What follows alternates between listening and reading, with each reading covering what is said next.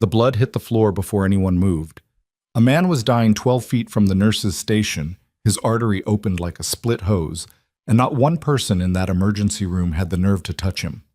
Monitors screaming, staff backing against the walls. A trauma physician with 17 years of experience stood frozen with his gloves on and his hand shaking. And then she walked past all of them. No announcement, no permission asked. Just a woman in worn scrubs who dropped to her knees in the blood and forced her hand inside a stranger's chest cavity like she'd done it 100 times before. Because she had. They didn't know that yet. They thought she was nobody. That was their first mistake. And before this night was over, it would destroy them.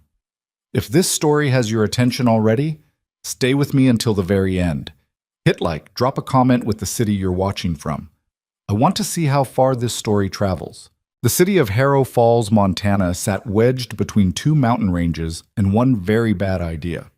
The Belcourt Chemical Processing Facility, which had been operating at the edge of legal compliance for 11 years, and everyone in town knew it, and nobody said anything because it employed 400 people and the economy was thin. Harrow Falls Regional Medical Center wasn't a trauma center by design. It had become one by necessity, absorbing the accidents and injuries that came naturally when you built a chemical plant 14 miles from the nearest highway and called it progress. The ER had 32 beds, a staff that rotated too fast, and an equipment budget that the board reviewed every quarter and cut every time. It was not a glamorous place to work. Nurse Serena Voss had understood that going in. She'd taken the position 8 months ago without illusions, signed a 2-year contract, and shown up every shift in the same pair of scrubs she'd owned for 4 years. Dark navy, slightly faded at the knees, unremarkable in every way. She was 34, white, average height, with the kind of face people forgot immediately after meeting her. Brown hair usually pulled back tight, no jewelry, no small talk. She brought her own coffee in a battered thermos, and she drank it at the nurse's station between patient checks, and she did not laugh at the jokes other staff made about the administration or the patients or each other. People decided they didn't like her within the first week.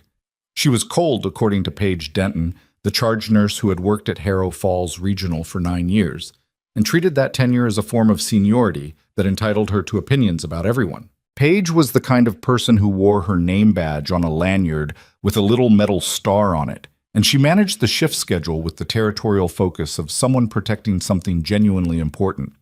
She doesn't communicate, Paige told Dr. Marcus Holloway during their first month of overlap, standing near the supply closet like she didn't want to be overheard, which meant she absolutely wanted to be overheard. She just does things without asking. It makes the team uncomfortable. Dr. Holloway was the ER's attending physician for night shifts, a tall man in his mid-40s with a forceful voice and the particular confidence of someone who had never been seriously wrong about anything and therefore believed he never would be. He had a habit of addressing nursing staff the way some people address GPS systems, functional tools that occasionally provided useful input and should not deviate from expected behavior. If she's causing workflow problems, document it, he said. I am, Paige said. Serena knew about the documentation. She'd found out through Yolanda Briggs, an ER tech who'd been at the hospital for 3 years, and had decided in month 2 that Serena was either the most competent person in the department or the most dangerous one, and kept watching to figure out which. Yolanda had a habit of mentioning things casually, like side notes, but her eyes always tracked the reaction. Paige wrote you up for the Harris case, Yolanda said one evening, not looking up from restocking a cabinet. Said you overstepped scope of practice. Serena was charting. She didn't stop. The Harris case, where the patient's oxygen sat dropped to 81 and nobody was responding? That one. Okay. Yolanda waited. That's it? Okay. What else should I say? Yolanda closed the cabinet. Most people would be upset. Most people weren't watching an 81 sat while someone debated whose responsibility it was. Serena saved her chart. I documented my interventions. The patient's fine. If Paige wants to write something up, she can write something up. Yolanda didn't say anything for a moment. Then, where did you work before here? Different places. Like where? Serena looked at her. Not unfriendly, just even. Why? Yolanda shrugged one shoulder. Because you don't act like someone who learned nursing in a regular hospital. There was a pause, and then the radio crackled with a call from triage, and the conversation ended the way most conversations with Serena ended, in motion, with something more urgent taking over. The thing about Harrow Falls Regional was that it ran on a particular social structure that everyone understood but nobody named. Dr. Holloway was at the top because he was the attending and because his voice carried and because he'd once successfully sued a former employer for wrongful termination, and people were aware of that. Paige held the middle layer, maintaining it through information. She knew everyone's evaluations, everyone's incident reports, and she deployed that knowledge the way a person plays cards, carefully and at the right moment. Below that were nurses organized informally by seniority and specialization, and below that were the techs, and everyone knew their place and stayed in it, and the system held. Serena didn't fit anywhere in it. She was too senior in manner to be dismissed as new, too quiet to be socially relevant, and too technically competent in ways that made people uneasy. The way someone becomes uneasy when they realize they can't quite identify the source of something's skill. Dr. Holloway noticed it first in the third month, during a shift where a motorcyclist came in with a tension pneumothorax that his resident had missed on initial assessment. Serena was at the bedside before the attending was called. She hadn't treated the patient, she was too careful for that, but she had positioned him, identified the breath sounds, and had a decompression needle in her hand when Holloway walked through the curtain. He looked at the needle, looked at her. "What do you think you're doing?" "Anticipating," she said. She handed him the needle. "The trachea's deviated, right side. You'll want a 14 gauge. It was a 14 gauge. He used it. The patient stabilized. Afterward, Holloway didn't say anything to her. But she saw the way he watched her for the rest of the shift, something between professional respect and personal irritation, which was an uncomfortable combination, and apparently he'd resolved it by choosing the irritation. "She had a needle prepped before I assessed the patient," he told Paige, according to Yolanda, who had heard it through the supply room wall. "That's not appropriate. That's not her role." "I'll document it," Paige said. "Please." And so it continued. Every incident in which Serena performed well-generated documentation about her performance being a problem. It was the kind of institutional logic that ran on its own momentum. Once the narrative was established, evidence to the contrary became evidence of arrogance or aggression rather than competence. And the people maintaining the narrative didn't have to consciously lie because they'd already decided what the truth was. Serena understood exactly what was happening. She'd encountered versions of it before, in different settings, with different faces and different roles, and she had learned a long time ago that fighting the narrative directly was usually a waste of time. You couldn't argue someone out of a position they hadn't reasoned themselves into. So she kept coming to work. She kept doing her job. She kept her charting meticulous, and her interventions documented and her communication logged. She was building something, quietly, the way a person builds anything that needs to last. One layer at a time, without announcing it. What she did not do, ever, was explain herself. That quality, more than anything, drove Paige absolutely insane. The night the shift changed was a Tuesday in October, cold outside in the particular way Montana gets cold. Not theatrical, just total, like the air has simply decided it's done pretending. Serena was 40 minutes into a 12-hour shift when Paige appeared at the nurse's station with a folder and a specific expression, the one that meant the documentation had arrived at its destination. "Administration wants to meet with you," Paige said. She didn't say it quietly. Yolanda, nearby, stopped moving. "When?" Serena asked. "End of shift. Harris wants you in his office at 6 a.m. Curtis Harris was the hospital administrator, a compact man in his 50s who wore pressed shirts and spoke in the measured cadences of someone who had been to a management seminar in the last 18 months. He was not unkind exactly, but he operated from institutional self-protection, which meant that when a narrative reached his level, it had usually already hardened into policy. "What's the meeting about?" Serena asked. Paige looked at her folder. "He'll explain it. You could just tell me." "He'll explain it," Paige repeated, and there was something in her voice, a small, satisfied weight, that told Serena the folder contained more than she'd expected. She nodded once. "All right." Paige left. Yolanda waited until she was around the corner and then said, very quietly, "Serena, I know. They're stacking it. I know. 3 write-ups in the last 6 weeks. Holloway's name is on all of them." Serena looked at her. "How do you know that?" Yolanda's expression said she wasn't going to explain her information network. "You need to go in there with something. You can't just walk in quiet and expect it to go well." "I've handled this before." "Have you?" There was a pause. Outside, wind hit the building with enough force to make the overhead lights flicker once, a brief hesitation, and then steady again. "Yeah," Serena said. "I have."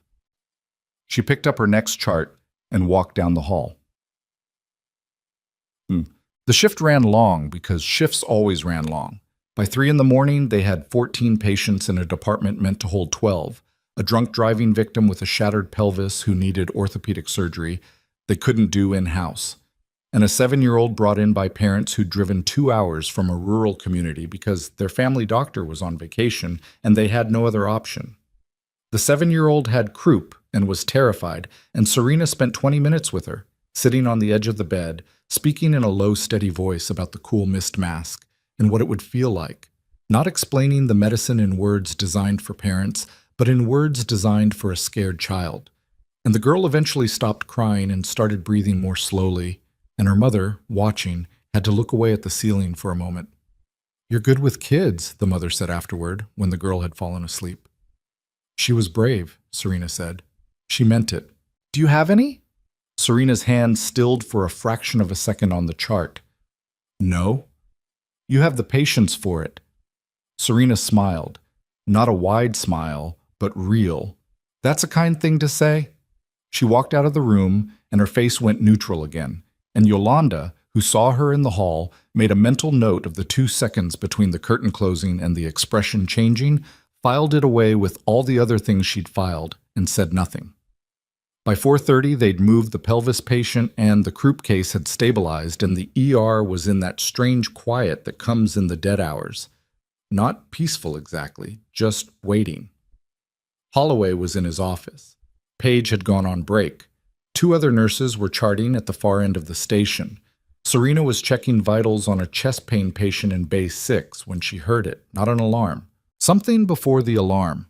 A change in the quality of the noise outside. Something that had been low and distant and was now getting closer and taking on a new character. She finished the blood pressure check, made a note, and walked to the bay window that looked out toward the ambulance bay. The sky to the northwest had a color in it that didn't belong. Orange. Brick orange, low and spreading, the kind of color that means something is burning that is very large. She stood at the window for 5 seconds. Then she walked directly to the charge desk and picked up the radio. "This is Harrow Falls Regional ER. Anyone on county emergency frequency? What's happening at Belcourt?" Static. Then a dispatcher's voice, strained and too fast. "All medical facilities on standby. Belcourt Chemical has a level 3 event in progress. Multiple confirmed casualties. EMS responding now. Expect incoming." She set the radio down. "Yolanda." She said it once, clearly, not loudly. Yolanda looked up from across the room. "Get Holloway. Get Paige. Start pulling MCI protocol. We have maybe 12 minutes. Yolanda's eyes went to the window, to the orange horizon, and then back to Serena, and she was already moving before Serena finished the sentence. Mass casualty protocol at a small regional ER is an exercise in organized chaos. There is a plan. The plan has been practiced, and in actual practice, approximately 60% of it survives contact with reality. The rest is improvisation, which means it falls to whoever is clearest under pressure, and in the next 11 minutes, as the hospital shifted from night quiet to full emergency footing, it became obvious to everyone watching that Serena Voss was clearer under pressure than anyone else in the building. She wasn't loud about it. She didn't take charge in any official sense. She was too careful for that, and she understood what happened when nurses overstepped their documented scope at a facility that was already building a case against them. But she positioned herself at the nexus of the preparation, and the questions started coming to her because she was answering them faster than anyone else. Where do we stage the overflow? Pull the curtains in Bay 10 and 11. Create a secondary triage zone. Label it. We don't have enough burn supplies for a large event. I know. Call St. Catherine's in Billings and get a transfer protocol started now, before we know who needs it. It takes 40 minutes to arrange, and we won't have 40 minutes. Holloway wants the trauma bay cleared. It should be cleared. Tell him I agree. Paige appeared at her shoulder. Who authorized you to, Paige? Serena looked at her once. The ambulances are 90 seconds out. What do you need from me right now that isn't this? Paige's mouth opened, closed. The radio crackled. Harrow Falls Regional, first unit inbound, 3 critical, 2 serious, chemical exposure combined with blast injury. ETA 60 seconds. And then the ambulance bay doors burst open and everything became very loud. The first patient was a man in his 40s, a plant worker named, according to the paramedics' report, Dalton, who had been closest to the initial blast. His left arm was gone below the elbow. He'd been tourniqueted in the field, the paramedic had done it correctly, but he'd lost blood and was hypotensive, and his skin had the particular gray-yellow tone of someone whose body had already started its own emergency shutdown protocol. Holloway was at the bay when they wheeled him in. His resident, a second year named Tate, was at his shoulder. The team moved around the patient with trained efficiency. IVs going in, monitors connecting, the controlled noise of a trauma resuscitation. Serena was in the secondary triage zone managing the second wave. Then she heard Tate's voice crack. Dr. Holloway, his pressure's not responding. We've got massive transfusions started, but adjust the vasopressors. I did. It's not. The monitor in Bay 1 alarmed. Long, flat. Serena was moving before she decided to move. She came through the curtain and read the room in the first half second. The patient crashing, Tate frozen with his hands half raised, Holloway barking orders at a team that was executing them but getting nowhere, and a very specific pattern in the monitor that told her what was happening before any of the blood work came back. Cardiac tamponade. Blood in the pericardium, compressing the heart, and nobody had caught it because nobody had been thinking about it, and the blast injury to the chest was subtle, not dramatic, easily missed, easily attributed to the hypotension that was already explained by the arm. She didn't announce it. She picked up the ultrasound probe from the machine beside the bed and pressed it to the patient's chest and turned the screen so Holloway could see it. He looked at it. Yes, she said. We need a pericardiocentesis. Yes. That's a physician. I know what it is. She held the probe steady. I'm showing you where to go. He stared at her for 1 second, 2, and then he took the needle from the tray she'd already positioned, and he did the procedure, and he drained the fluid, and the monitor climbed from flat to chaotic to rhythmic over the course of about 90 seconds. And Dalton, the plant worker, came back from wherever he'd been going. Nice catch, Tate said quietly, not to Holloway. Holloway heard it. He didn't say anything. Serena handed off the ultrasound to a tech and went back to triage. The next 2 hours were the kind of hours that become mythology in small hospitals, the ones that get told at retirement parties and staff meetings for years afterward, calibrated differently each time depending on who's telling them. By the end, they had treated 19 casualties from the Belcourt event. 3 had been transferred to Billings. 2 had required surgical intervention that pushed the on-call surgeon to his limits. 1 had died on arrival, and there was nothing to be done about that. The rest had survived. Paige found Serena in the supply room at 6:15, restocking, because the meeting with Harris had technically been scheduled for 6, and nobody had rescheduled it. Curtis still wants to see you, Paige said. Serena looked at the shelf in front of her. She was counting gauze packages. Right now? He's been in his office since 5:30. Okay? She finished the count, wrote it down, set down the clipboard, and turned around. Let's go. Harris's office was on the second floor, a small room with a view of the parking structure and a desk that had too many papers on it. He was behind it when they came in, Paige sitting to the side, which Serena noted, which meant this was structured as a formal meeting with a witness, which told her the documentation had indeed moved where she'd suspected. Nurse Voss, Harris said. Sit down. She sat. I want to talk to you about the pattern of incidents that have been brought to my attention over the last several months. He had a folder too, same as Paige's, and he opened it with the methodical energy of a man who had prepared this conversation and intended to follow his notes. 3 documented incidents of scope of practice violations. 2 formal complaints from Dr. Holloway regarding insubordination. 1 complaint from... "Can I ask you something?" Serena said. Harris stopped. "Before you continue, can I ask you one question?"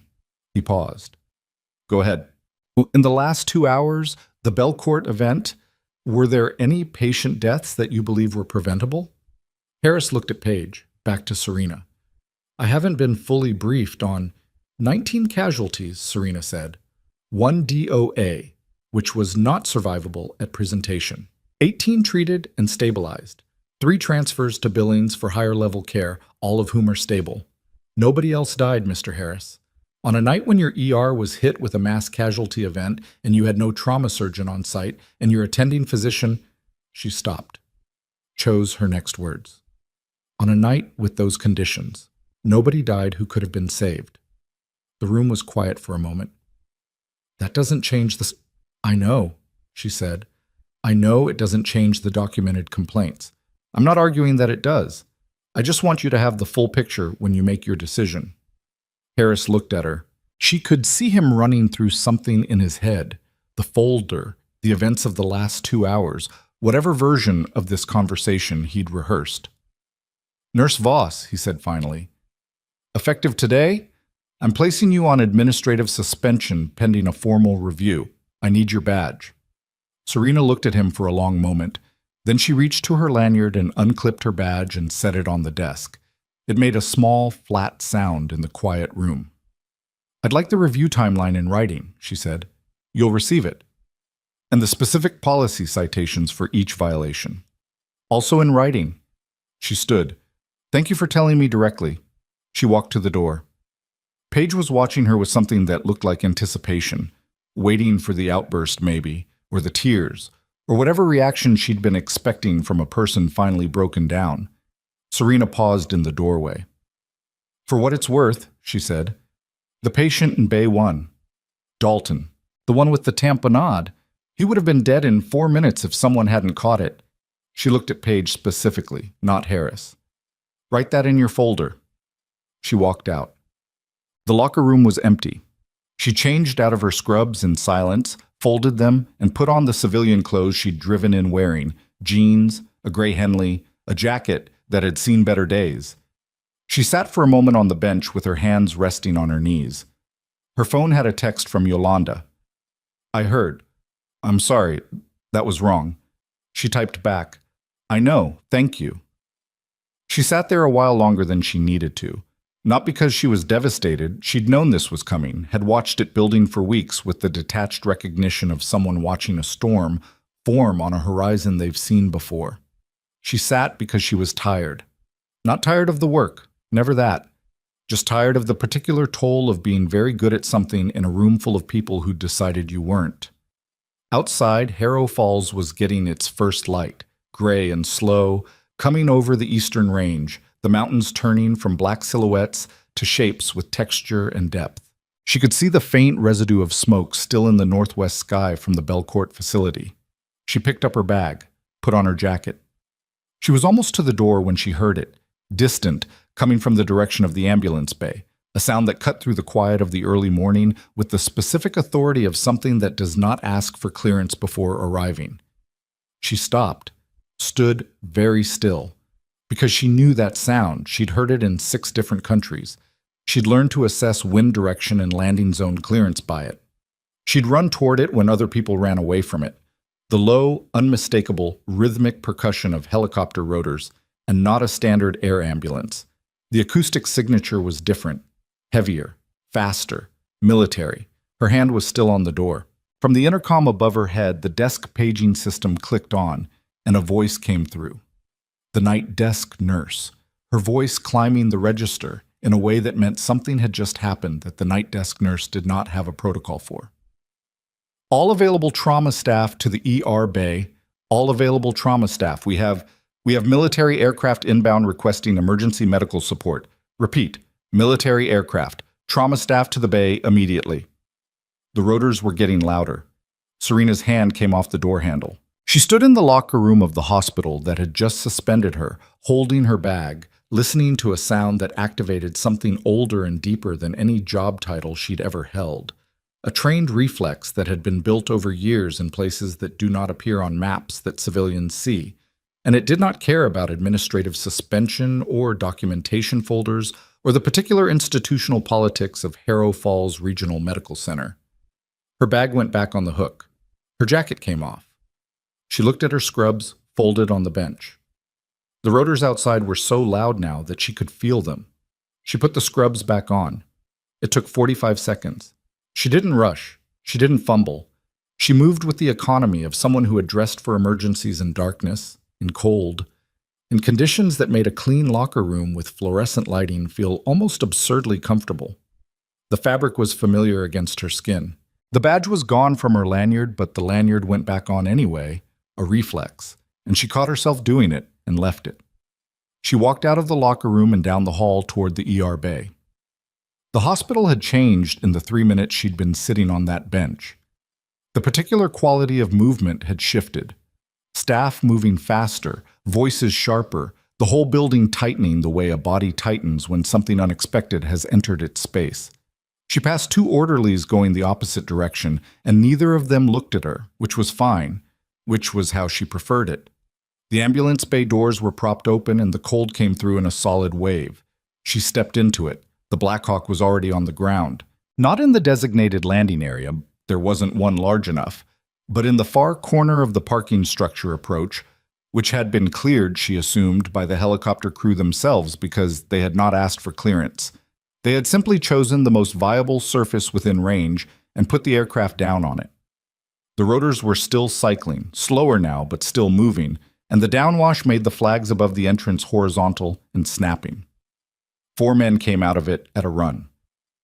Military bearing was a real thing, not a cliché, not a movie convention, but an actual observable quality in how a person's body organizes itself under pressure, a straightness in the spine and a deliberateness in the movement that comes from training so deep it no longer requires thought. All 4 of them had it. They were in field gear, not full combat kit, but the kind of mixed dress that said they'd come from somewhere operational in a hurry and had grabbed what was at hand. 3 of them were running. The 4th was being carried. He was a large man, over 6 feet, broad through the chest, and the 2 operators carrying him were not small men themselves, but they were working for it, and she could see from 40 feet away the source of the difficulty. His left side. Something in his left side that the field dressing wasn't fully addressing, and the way his head was positioned told her he was conscious but marginally. The man at the front, team leader, she assessed, by position and by the way the others oriented to him, hit the ambulance bay door and stopped when he found it blocked by Tate, who had come out ahead of everyone else and who was a second-year resident and who was at this moment visibly not equipped for what he was looking at. "We need a trauma bay," the team leader said. He wasn't shouting, but the voice carried. It was a voice built for noise environments. Yes, okay, come in. We need to get a physician. Is there a physician or not? Dr. Holloway is... Get him! Now! Tate stepped back. The team came through. Serena was standing to the left of the door, and the team moved past her and she fell in 2 steps behind them, naturally, without announcement, reading the patient as they moved. Left lateral wound, field dressing partially saturated, no tourniquet because you couldn't tourniquet a torso, blood pressure difficult to assess by visual, but the skin color and the respiratory pattern were giving her information. He was breathing on his own, which was something. The rate was wrong, too fast, shallow, the pattern of someone whose lung wasn't fully cooperating. She needed to see the wound. They came into the trauma bay and the 2 carriers got the patient onto the table, and Holloway appeared from somewhere in the back of the ER, still pulling on gloves, and his resident was behind him, and 2 nurses came in, and the bay got crowded fast. Holloway looked at the patient, looked at the team leader. "What happened?" "Training accident, 40 minutes ago. Penetrating injury, left lateral chest wall." "What did it?" A very brief pause. "Metal fragment." Holloway pulled back the field dressing, and Serena, standing at the foot of the bed, saw the wound before he spoke. Entry wound approximately 2 centimeters, irregular edges, left lateral chest wall at roughly the 7th intercostal space. The dressing had been packed correctly. Someone on that helicopter knew what they were doing, but the saturation rate suggested continued bleeding. "We need a chest film," Holloway said. "He doesn't have time for a film," Serena said. The room went still. Holloway turned around slowly. She was supposed to not be here. She was suspended. She had no badge. She had walked back into a room she'd been formally removed from and spoken directly contrary to the attending physician's order in front of a trauma team and 4 armed military personnel. And it was, objectively, the worst professional decision she could make. She held his gaze and said, "His breath sounds are unequal. You can hear it from here if you listen. He's got fluid accumulating, but probably hemothorax, maybe both. A film takes 8 minutes minimum, and he's been hemorrhaging for 40. You need a tube, not a picture." Holloway stared at her. "You're suspended," he said. "I know." "You need to leave this room." "I will," she said. "After." The team leader had been watching this exchange with the particular focused stillness of a man who processes information very quickly and is deciding how to apply it. He looked at Holloway, looked at Serena, looked at his teammate on the table. "Is she right?" he said. To Holloway. Holloway didn't answer immediately. "Is she right?" he said again, and his voice had changed. Quieter, harder, the kind of voice that does not ask things twice as a courtesy.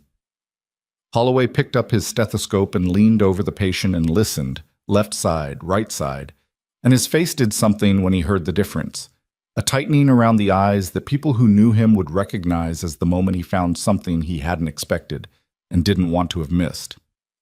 "Get a chest tube tray," he said to the nurse. Serena stepped to the right side of the bed. Incasit.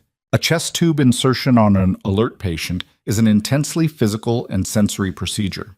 Local anesthetic first, then an incision, then blunt dissection through the chest wall muscle, then the introduction of the tube itself, and when it goes in correctly there is a rush of fluid or air or both, and the patient's breathing changes in a way that is immediately and viscerally apparent. It is not a clean procedure. It is not supposed to be. Holloway did the procedure. Serena was on the opposite side of the bed managing the patient, keeping him still, which required more than it sounds because the man was large, and despite the pain, he was working very hard not to move, the way trained people sometimes work against their own treatment because their body's threat response has filed the intervention under attack. And she spoke to him the whole time. Low voice, continuous, not comforting exactly, but anchoring, giving him something to follow while the physician worked on his left side. "Stay with me. Breathe out when I tell you. You're doing the right things." His eyes found her face and didn't leave it. "What's your name?" she asked. His jaw tightened. "Reyes." "Okay, Reyes, I need you to breathe out in about 3 seconds. Slow. Let it go." He breathed out. The tube went in. The drainage was immediate and significant. Dark blood, more than she'd hoped for, but not more than she'd prepared for. And the respiratory pattern changed within 30 seconds, evening out, the rate slowing, the effort decreasing as the compressed lung found room to expand. Holloway stepped back. He looked at the drainage collection, looked at his patient, whose color was already beginning to shift back towards something viable. "Get blood running," he said to the nurse, and his voice had a quality in it that was different from 5 minutes ago. A subdued quality, a pulled-back quality, the sound of a man recalibrating something privately. The team leader was at the foot of the bed. He'd been there the whole time, not interfering, not speaking, just watching. He was watching Serena specifically, with an expression she couldn't fully read from her position, something between recognition and something else she didn't have a category for yet. "Reyes," the team leader said. Reyes on the table turned his head. "You good?" A sound that might have been a laugh. "Ask me in 20 minutes. "Yeah?" The team leader looked at Holloway. "What's the prognosis?" "He needs monitoring. The hemothorax is significant. He'll need to stay..." "How long?" "At minimum. Ballpark." Holloway paused, recalibrating to someone who needed operational information, not clinical hedging. 24 hours minimum, 48 is safer." The team leader nodded once. He looked at Serena. "Who are you?" "A nurse," she said. "You work here?" A beat. "Currently unclear." He studied her face with the kind of directness that made most people uncomfortable. She had met people who looked at you that way, not rudely, not aggressively, but with a precision that meant they were storing what they saw and they were good at that storage. What's your background? Medical. More specific. Why? One of the other operators standing near the door made a small sound, not quite a laugh. The team leader didn't look at him. He was still looking at her. Because you walked into a room you apparently weren't supposed to be in, and you overruled a physician, and you were right, and I'd like to know where that comes from. The stethoscope, she said.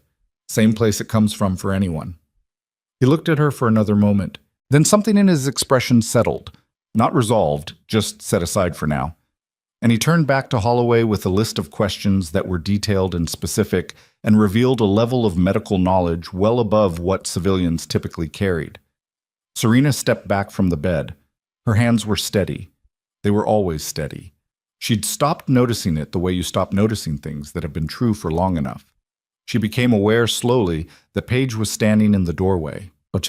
Paige had her arms crossed. She had the expression of a person who has just watched a situation develop in a direction they hadn't planned for and is now running rapid calculations about what it means for the plans they have already set in motion. Serena walked toward her. "You're suspended," Paige said, low. "I heard you the first time." "Curtis is going to—" "Can I ask you something?" Serena said. She was close enough now that she could keep her voice down and still be heard. Genuinely. Not as an argument. Are you happy with what just happened in there? The patient outcome. Are you satisfied with that? Paige blinked. It was not the response she'd prepared for. "Because that's what matters to me," Serena said. "The rest of it, the paperwork, the review, whatever Curtis decides, that's going to go the way it goes. But that man on the table is breathing because someone caught what was happening, and I need you to understand that I am not going to apologize for it." Paige's mouth opened. "I'm not telling you that to be difficult. I'm telling you because I think you already know it, and I think knowing it and doing what you're planning to do anyway is going to feel a certain way later, and that's between you and yourself." Serena looked at her steadily. "I'll be in the locker room." She walked past her and down the hall. She didn't look back, and she didn't need to. She could feel the quality of the silence behind her, and that was enough. Curtis Harris found her in the locker room 17 minutes later. He came in and stopped just inside the door. She was sitting on the bench again, same position as before, bag at her feet, hands in her lap. And he looked at her with the expression of a man who has had a difficult half hour and has not yet resolved what he thinks about it. "Dr. Holloway told me what happened," he said. "All right. The patient is stable." "I know." Harris came further into the room and stood near the opposite bench. He was not a man who sat in other people's spaces without being invited. "The military personnel are requesting a briefing. They want to know the full status of their team member. Holloway can give them that. They're asking for you specifically." She looked up. Harris's expression was complicated. The team leader asked the front desk for the nurse. His words were, "the nurse who knew what she was doing." Paige told him your name. He paused. "I don't know what to make of that." "You don't have to make anything of it," Serena said. "I'll go talk to them." "You're still suspended." "I'm aware." She stood up. "Do you want me to talk to them or not?" He looked at her for a long moment. Something was working in him. She could see it, the internal revision of a situation he'd walked into this morning, thinking he understood, and now was not certain he did. She did not push it.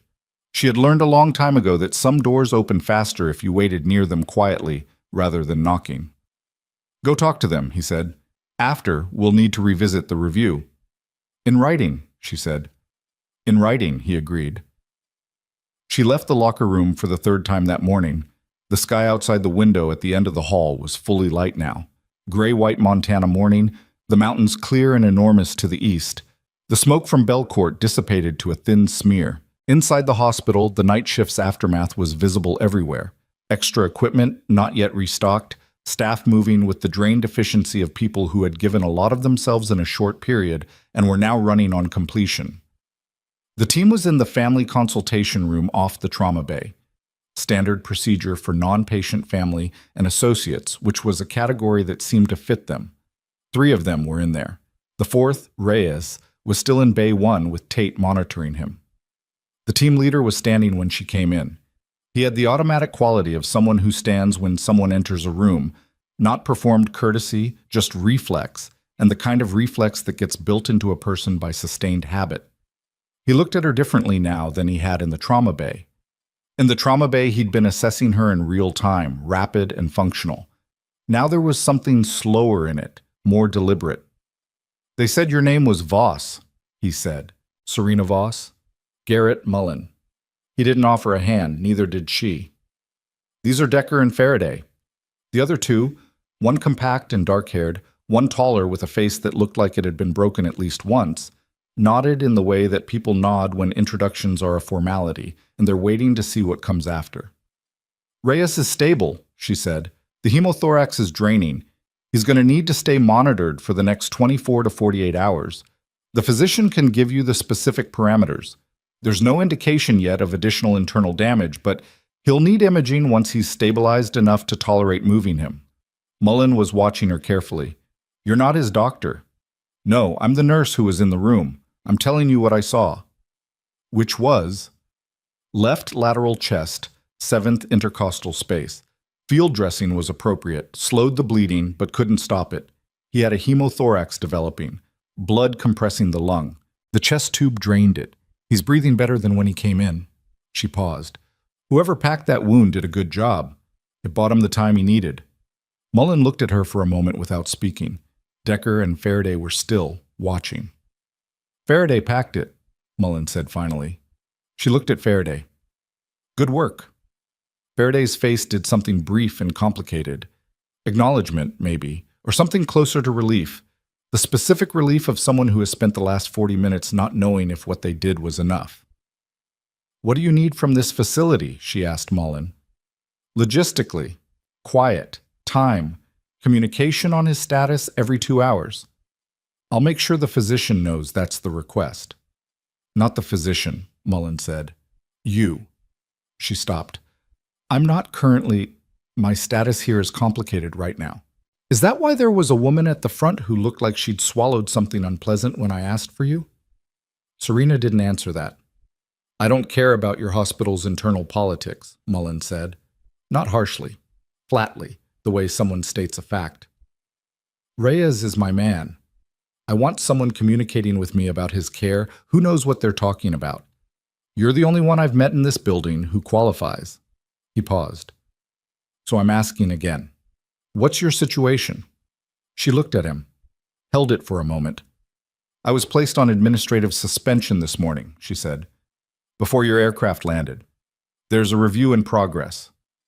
Mullen's expression didn't change by much, a small shift at the eyes. "For what?" "Scope of practice violations." She watched him process that. "I intervene when patients need intervention. Some people find that inconvenient." Decker spoke for the first time. His voice was quiet and dry. "In my experience, inconvenient and wrong aren't the same thing." She looked at him. "No, they're not." Mullen was quiet for a moment. When he spoke again, his voice had a different weight to it, careful in a way it hadn't been before. "Where did you practice before here?" "Various places." "Civilian?" She looked at him steadily and didn't answer. Something moved across Mullen's face. Not surprise exactly, something more like a hypothesis becoming more likely. "How long have you been in Harrow Falls?" 8 months. "Before that?" "Different places," she said again. Mullen studied her face for a long, quiet moment. His operators didn't move. The room had the particular dense quality of a space where something is being understood but not yet spoken aloud. "All right," he said finally. "Voss, can you get us access to Reyes?" "Yes," she said. "Give me 5 minutes."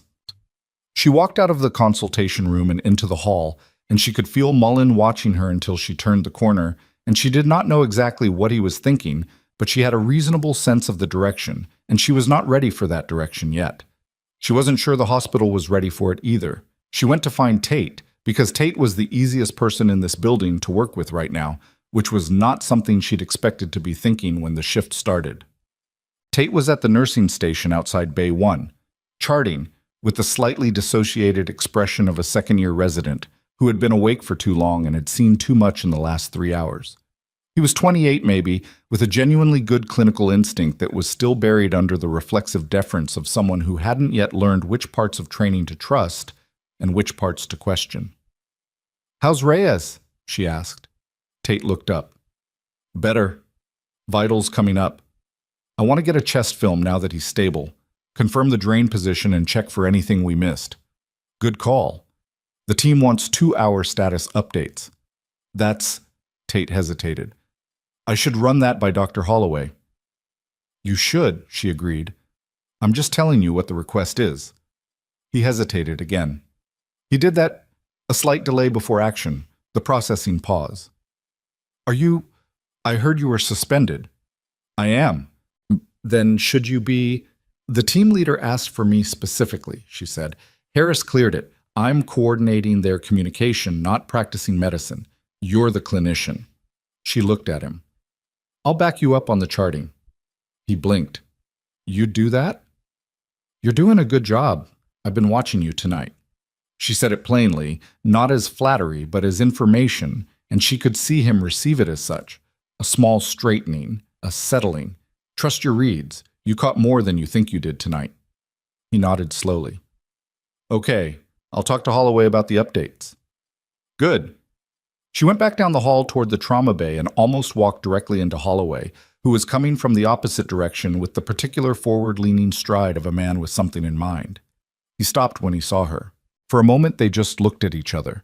The physician who had filed complaints and frozen at critical moments, and then, under pressure, performed adequately when given clear direction, and the nurse he'd spent months trying to diminish, and the space between them had a weight to it that neither of them moved to address.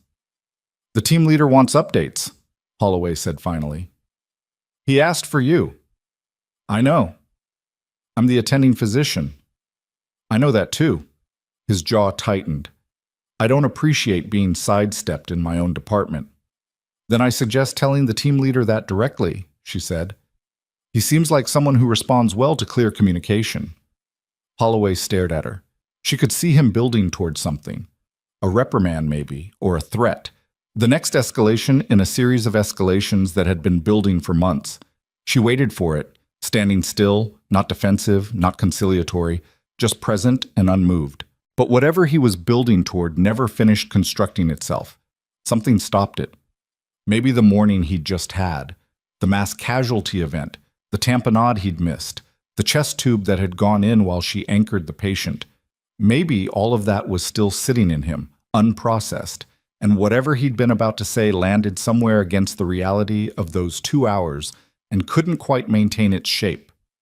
"We'll discuss your status after the review," he said finally. His voice was flat. "Happy to," she said. He walked past her. She exhaled slowly once he was out of sight. Not with relief, she wasn't relieved, she was too tired for relief, but with the particular release of energy that a held position requires, the physical cost of standing still under pressure and not moving. The trauma bay was quieter now. Yolanda was restocking equipment in the corner. When Serena came in, Yolanda looked at her for a moment, assessing, the way she always did, and then went back to restocking without speaking, which was its own kind of comment. "You should go home," Yolanda said, not looking up. "You've been here 16 hours. The team has Tate and Holloway. You're suspended, Serena. You've done what you can do." Yolanda put a supply bag down and turned around. "Go home. Sleep. Come back and fight when you have the energy to fight it properly." "I'm not fighting." "You've been fighting since you walked in here 8 months ago. You're just quiet about it." Yolanda crossed her arms. "Which is why you're winning, by the way. Not that anyone will say so." Serena looked at her. "Is there something you want to tell me?" Yolanda's expression shifted, something careful in it, deliberate. "The team leader, Mullen. While you were in the hall just now, he went back to the desk. He was making a phone call." She paused. "I wasn't listening on purpose, but I heard him say a name." "What name?" "Yours," Yolanda said, and after your name, he said 2 more words. She looked at Serena steadily. He said, "Confirm service." The supply room felt suddenly very small. The fluorescent lights hummed overhead with a frequency Serena had never noticed before. Then he hung up, Yolanda said, and he went back to sit with his man. She tilted her head, watching Serena's face with the careful attention she'd been bringing to it for months. You want to tell me what that means? Serena stood very still. From the ambulance bay, somewhere distant, she heard the radio crackle, county dispatch, some other emergency, the continuous mechanical pulse of a system that did not pause. Through the window at the end of the hall, the Montana morning had deepened to a pale clear blue, cold and high and clean. It means, Serena said quietly, that I should probably make some calls of my own. She didn't say anything else. She walked to the supply room door and stopped there with her hand on the frame, her back to Yolanda, and for one moment she was absolutely still. Not calm exactly, but contained, a stillness that had a great deal moving underneath it. Then her phone rang. She looked at the screen. The number was not in her contacts, but the area code was one she recognized from a different part of her life, from a time before Harrow Falls and before Montana, from a time she had chosen, deliberately and with full awareness of what she was giving up, to leave behind. She answered it. Voss, she said. The voice on the other end said 3 words. Her eyes closed for 1 second. 1. And then they opened. Understood, she said. When? The voice said something else. Understood, she said again. She ended the call. She put the phone in her pocket. She turned around and Yolanda was still standing exactly where she'd been, watching her, and Serena looked at her for a moment with an expression that Yolanda would describe later, to herself, as the face of someone who has just watched a door open that they thought was permanently shut. Go home, Yolanda said again, but softer now. Not yet, Serena said. She walked back toward the trauma bay because Garrett Mullen was going to walk out of Reyes's room in the next few minutes, and she needed to be there when he did, and she needed to be ready for the conversation that was coming, the one that was no longer about her suspension or Holloway's complaints or Curtis Harris's folder, but about something much older and much larger and much harder to contain once it started moving. Down the hall, the door to Bay 1 opened. Mullen stepped out. He saw her standing at the end of the corridor, and the look on his face told her that the phone call had already happened on his end too, that whoever he'd called had already confirmed whatever he'd asked them to confirm, and that Garrett Mullen, who was clearly a man who encountered surprising information regularly and processed it without visible disruption, was nonetheless looking at her right now with an expression that contained something she had not expected to see from someone like him.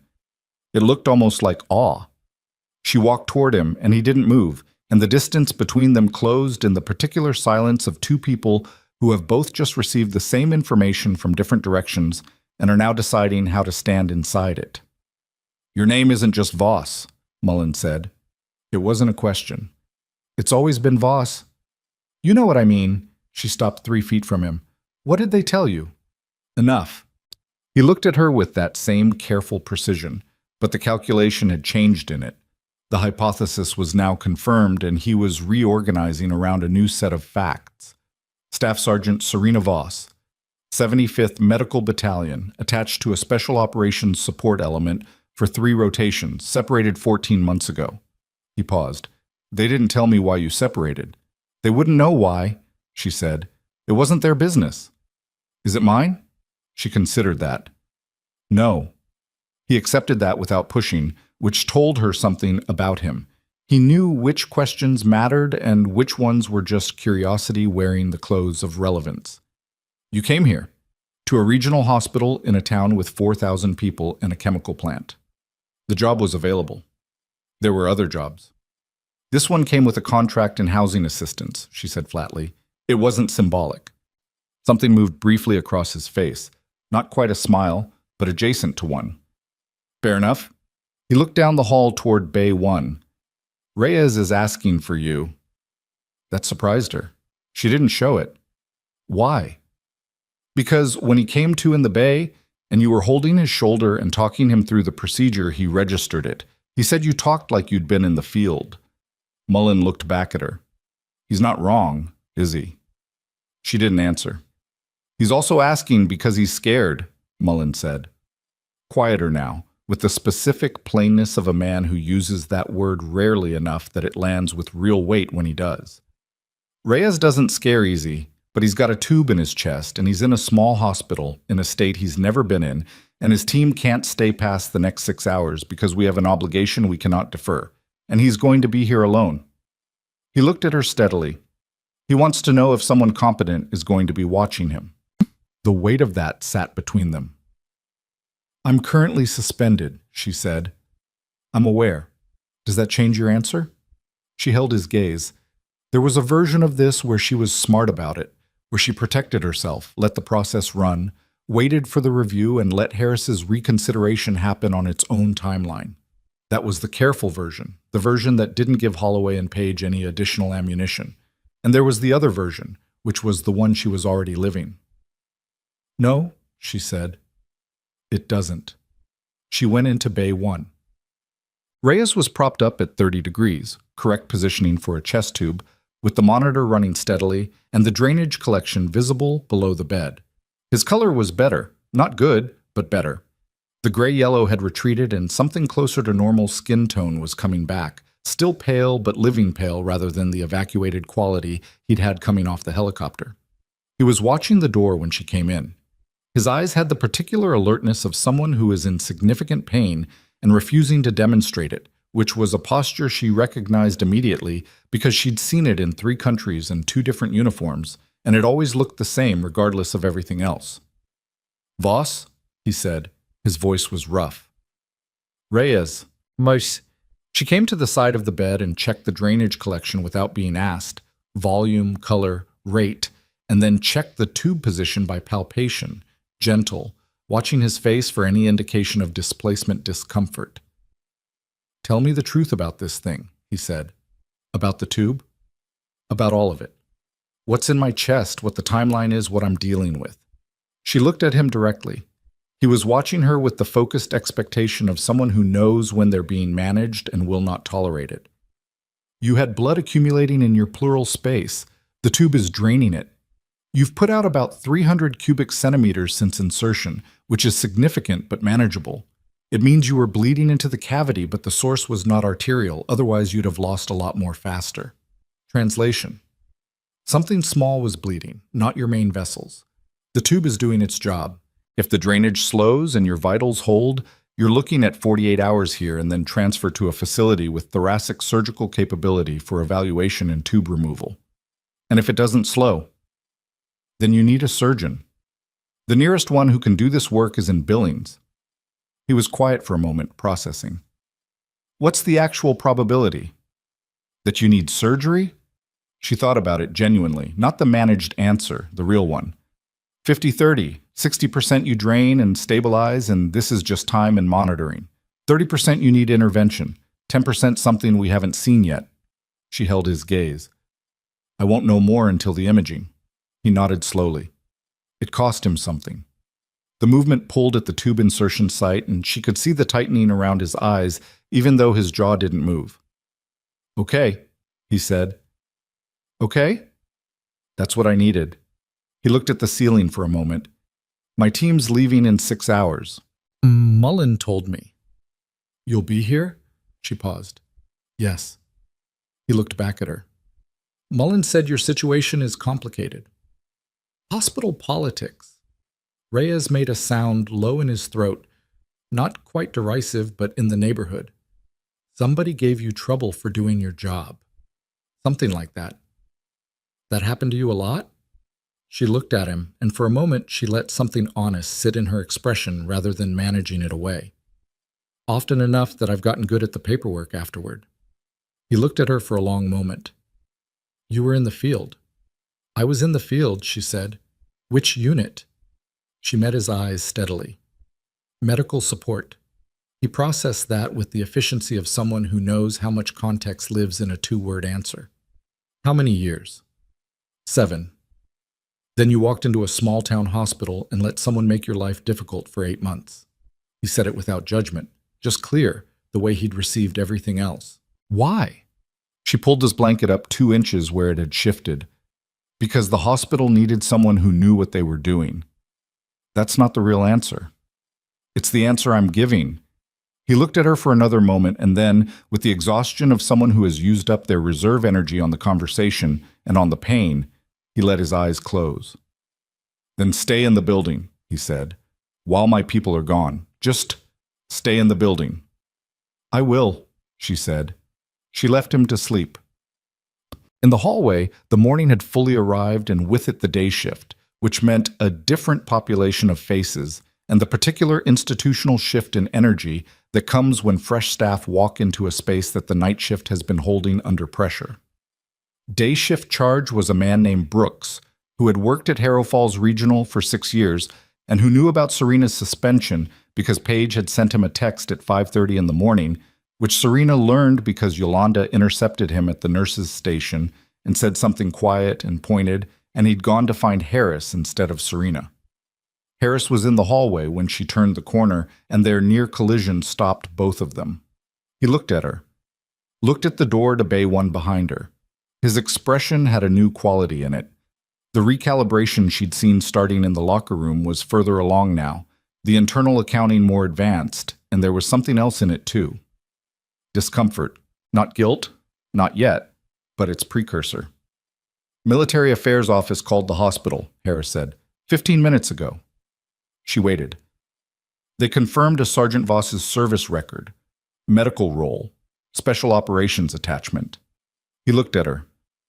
Why didn't you tell us? You didn't ask about my background, she said.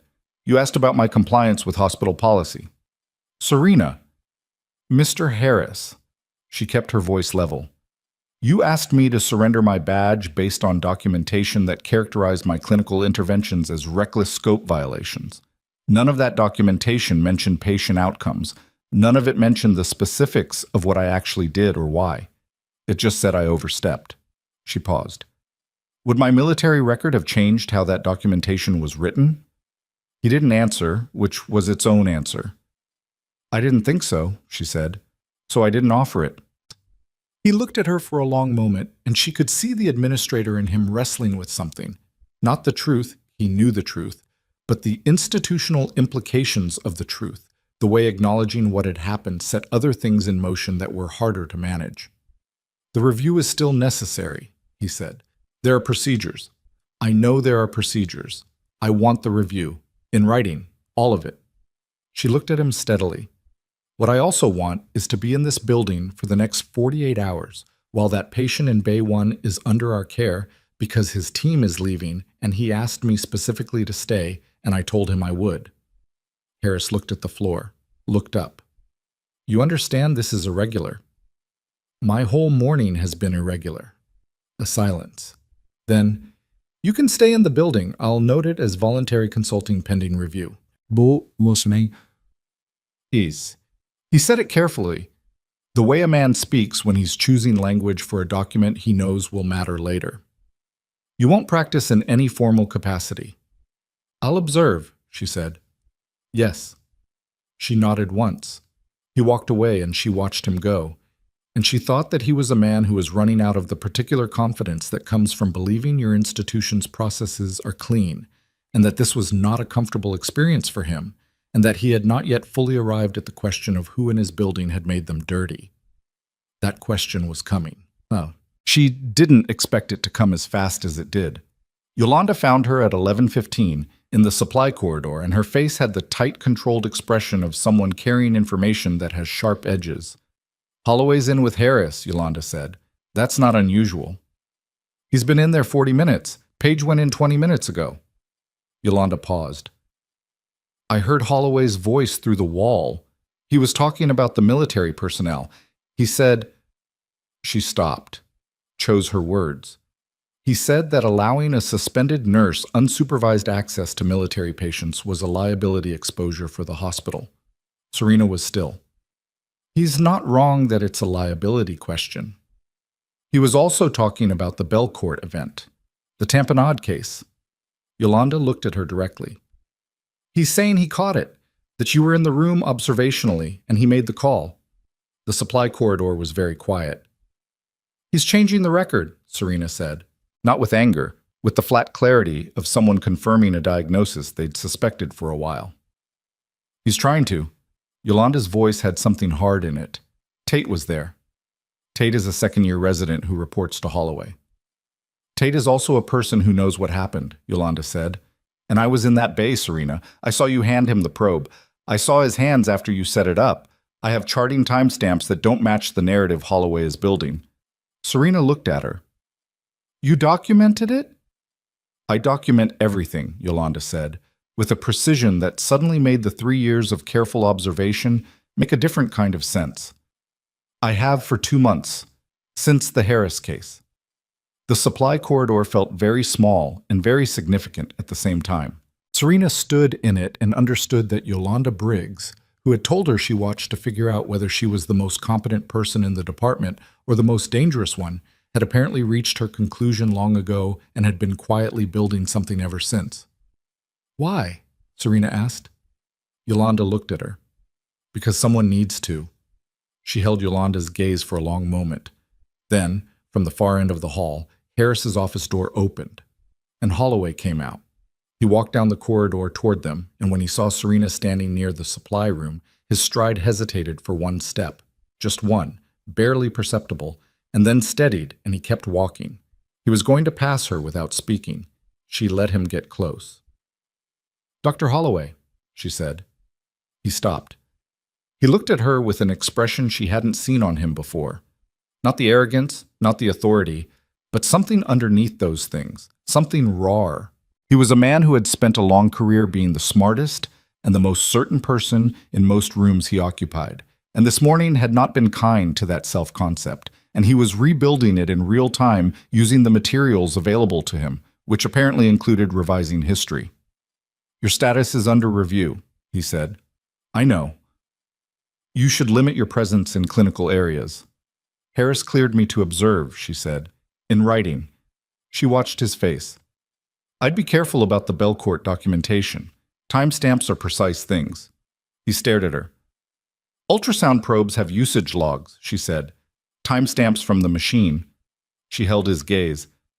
I'd check those before finalizing anything.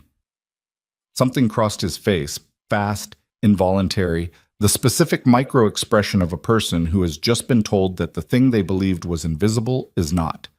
His jaw tightened. He walked past her without responding. She turned to Yolanda. Get me the charting from the tamponade case. All of it. Timestamps included. Already printed, Yolanda said. And that was the moment.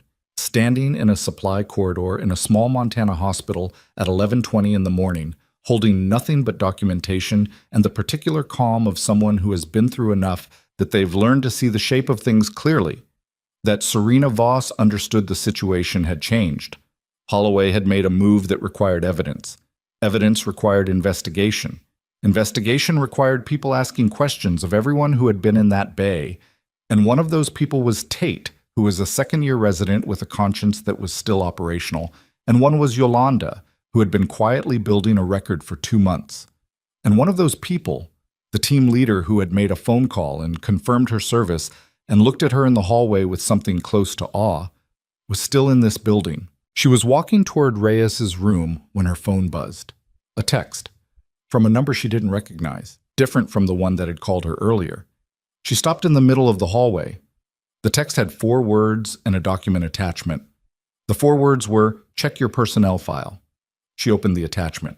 It took her a moment to understand what she was looking at. It was a personnel file, her personnel file, from Harrow Falls Regional, and it had been accessed and modified, the metadata visible in the document properties, and the modification date was 11 days ago, and the editor ID and the metadata belonged to a staff user account.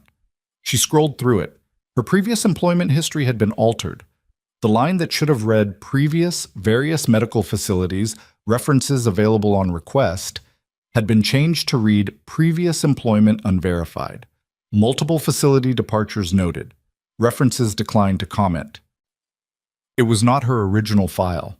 Someone had rewritten her history inside the hospital's own system, 11 days before Harris's meeting this morning, before the write-ups had technically warranted termination on their own, laying the groundwork, building the picture, making sure that when the review happened, there would be a documented pattern of unreliability that went back before her time at Harrow Falls. Someone had planned this, not Holloway alone. Holloway was arrogant and reactive. This was deliberate and premeditated and required system access that a physician didn't typically have. She looked at the sender number again. Anonymous. Routed through something that stripped the origin. Someone inside this building had sent her this. Someone who also had access to the personnel system and had seen the modification and had not been the one who made it. Her mind was moving very fast and very quietly when the door to Bay 1 opened and Mullen stepped into the hallway. He looked at her face. "What happened?" he said. She held up her phone. He took it, read the document, read it again. His expression didn't change much. He was good at that. But she saw the small adjustment around his eyes. 11 days ago, he said, before the formal write-ups reached Harris, before there was official grounds for termination. She took the phone back. Someone built the case before the case existed. Mullen was quiet for a moment. "You have any idea who has that system access?" She did. She had a very specific idea, and if she was right, it meant the thing Holloway was doing with the Belcourt documentation right now in Harris's office wasn't improvisation. It was the second phase of something that had started 3 weeks ago. "Yes," she said. Mullen looked at her steadily. "Are you going to tell me?" She looked at him, then past him at the door to Bay 1, and past that at the hallway and the nurses' station, and the ordinary ongoing machinery of the hospital moving around them as though nothing had fractured this morning. "Not yet," she said. "I need to be sure." She walked past him toward the nurses' station, and behind her she heard him say quietly but clearly, "Voss?" She stopped. "When you're sure," he said, "don't wait." She kept walking. At the nurses' station, Brooks was on the phone, and Yolanda was charting, and 2-day shift nurses were handing off from the night team. Everything looked normal.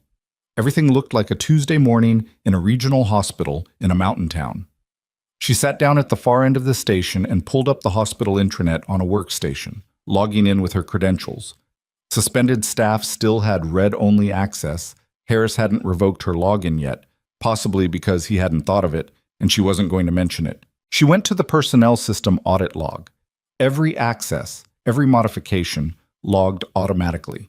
She knew this because she'd read the system documentation in her second week, the way she read all documentation in new environments, quietly and thoroughly and without telling anyone. She typed in the date range. 11 days ago to today.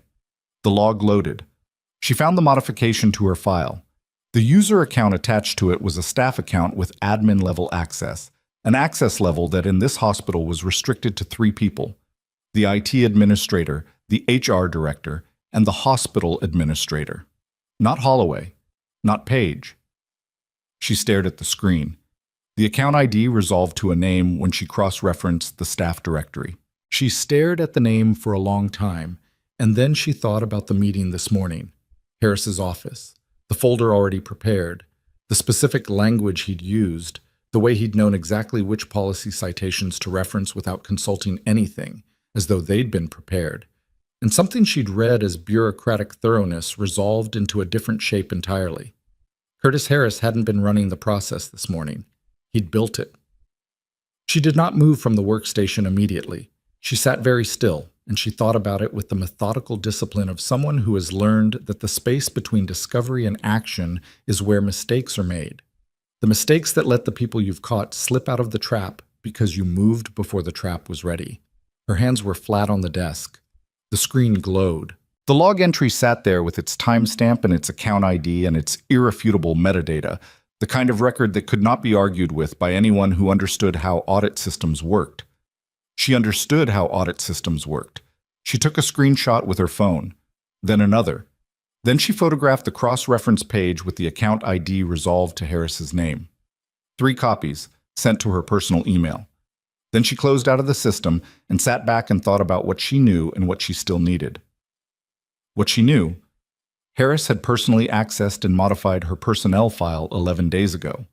The modification had been designed to establish a pre-existing pattern of unreliability, a backdated narrative that would make any review panel see her not as a competent nurse targeted by a difficult physician, but as a chronic problem employee that multiple previous employers had struggled with.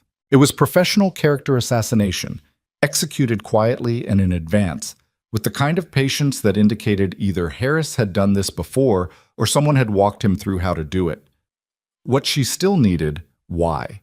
Because Harris was not a man who took personal risks without a reason, and falsifying a personnel record was a risk. Small in a hospital where nobody was looking at audit logs, but real and documented and permanent, the kind of thing that ended careers and invited legal exposure. Men like Curtis Harris did not do that out of abstract dislike for a nurse who had been at his facility for 8 months. She thought about Holloway.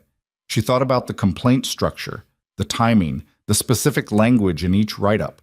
She thought about the Belcourt event and what had emerged in the aftermath. The tamponade, the chest tube, the performance gaps in the attending physician's response, the things that would have been visible to anyone watching carefully. She thought about Dalton, the plant worker, and his severed arm. And she thought about the question she hadn't asked yet because she'd been too focused on her own situation to ask it. What exactly had happened in that bay before she'd come through the curtain, and how different were the medical records from what she'd observed? She pulled up Dalton's chart. The record of the tamponade intervention listed the attending physician as the primary provider. Her name was not on it. The timeline in the chart had the ultrasound assessment documented as Holloway's own clinical decision, the pericardiocentesis noted without any reference to who had identified the indication. She read it twice. Then she looked at the timestamp on the chart entry. It had been filed at 8:47 this morning. The intervention had occurred at approximately 5:10, almost 4 hours after the fact. Holloway had gone back and filed the record of a critical intervention 4 hours later and had filled it differently from how it had happened, and he'd done it knowing she was suspended and that her access to challenge it would be limited. She sat with that for a moment. The problem was that a physician filing their own clinical notes after a busy trauma night was not inherently suspicious. Charts often got completed hours after events during mass casualty situations. What was suspicious was the specific content of the late entry and the contrast with the documented timestamps from the ultrasound machine, which logged its own usage automatically and which nobody had thought to alter. She needed Tate. She found him in the resident workroom off the main hall, a small room with 2 chairs and a table covered in journals, and an old whiteboard with something about fluid resuscitation ratios half erased. He was eating something from a vending machine bag without apparent enjoyment, the way people eat when they haven't registered hunger but their body has overruled them. She closed the door behind her. He looked at her. "You're still here." Military patient. Harris cleared it. She sat in the opposite chair. "I need to ask you something about the Belcourt event." He put down the bag. "Okay." "The tamponade case. Bay 1, approximately 5 a.m. Walk me through what you remember." Tate looked at the whiteboard. Patient came in hypotensive, presenting etiology seemed to be hemorrhagic from the amputation, but wasn't responding to resuscitation as expected. "You came in?" "I remember that. You weren't supposed to be." "And you had the ultrasound probe already. You pressed it to his chest." He paused. "I saw the image. I knew what it was. I'd seen it in sim but not live." "Then what?" Dr. Holloway looked at the screen. "You handed him the needle tray. He did the procedure." Tate looked at her carefully. "You guided him. You kept your hand on the probe while he accessed. He followed the image. Have you seen the chart entry for that case?" He hesitated. "This morning, Holloway asked me to review it for his notes." "And?" Tate was quiet for a moment. The vending machine bag sat on the table between them. "It doesn't describe it the way I remember it." "How does it describe it?" "It describes him identifying the indication on clinical assessment and performing the procedure with resident assistants." He looked at her. "It doesn't mention you." She nodded once. "Is that a problem?" Tate said, and she could hear in his voice the specific tension of a second-year resident asking a question they already know the answer to and are hoping to be wrong about. "Only if accurate documentation matters," she said. He looked at the whiteboard again. His jaw moved. She could see him working through the version of this where he went along with it, where it wasn't his fight, where he was a resident who needed the attending's goodwill, where the incident was already over and the patient was stable, and what did it matter who got credit? And she could also see him finding the edges of that version and what it cost to live inside it. "I charted my own observations at 5:16, he said finally, "in my resident note. I documented what I saw. He looked at her. Including that you were in the room. I know, she said. I saw the timestamp. She stood up. Don't change it. I wasn't planning to. She looked at him for a moment. He was young, and he was tired, and he was in the beginning of understanding that the institution he'd committed years of his life to entering was not the one he'd imagined, and there was nothing she could do about that except this. You did well last night, the Belcourt event. Your clinical instincts were right more often than not. He blinked. I froze on the tamponade. Yes. And you won't freeze on the next one. She opened the door. That's how it works. She left him with his vending machine bag and walked back into the main hallway and made herself think clearly about what she had and what it meant and what came next. Mullen found her before she found him. He came around the corner from the direction of the family consultation room with Decker behind him, and the specific directional energy of someone who has been waiting and has run out of patience for it. The 6-hour mark is in 40 minutes, he said. I know. I need to know Reyes is covered before we leave. He's covered. She looked at Mullen. Tate is his physician of record, and Tate is competent. The chart has accurate documentation. I'll be in the building. That's not... He stopped, started again. The situation with your hospital. You told me it was politics. That's not what it is. She looked at him. I've been making some calls, he said, while I've been sitting in that room. The kind of calls I'm able to make that most people aren't. His voice was level and without apology. Your personnel file has a modification flag on it, 14 days ago. 11, she corrected. His eyes sharpened. You already knew. I found out an hour ago. Who? She looked at him for a long moment. Around them the hospital moved, a gurney going past, a phone ringing at the nurse's station, the ordinary operational sounds of a place that was doing its job despite everything happening inside its walls. The administrator, she said. Mullen said nothing for a moment. Decker, behind him, went very still. Harris, Mullen said. Yes.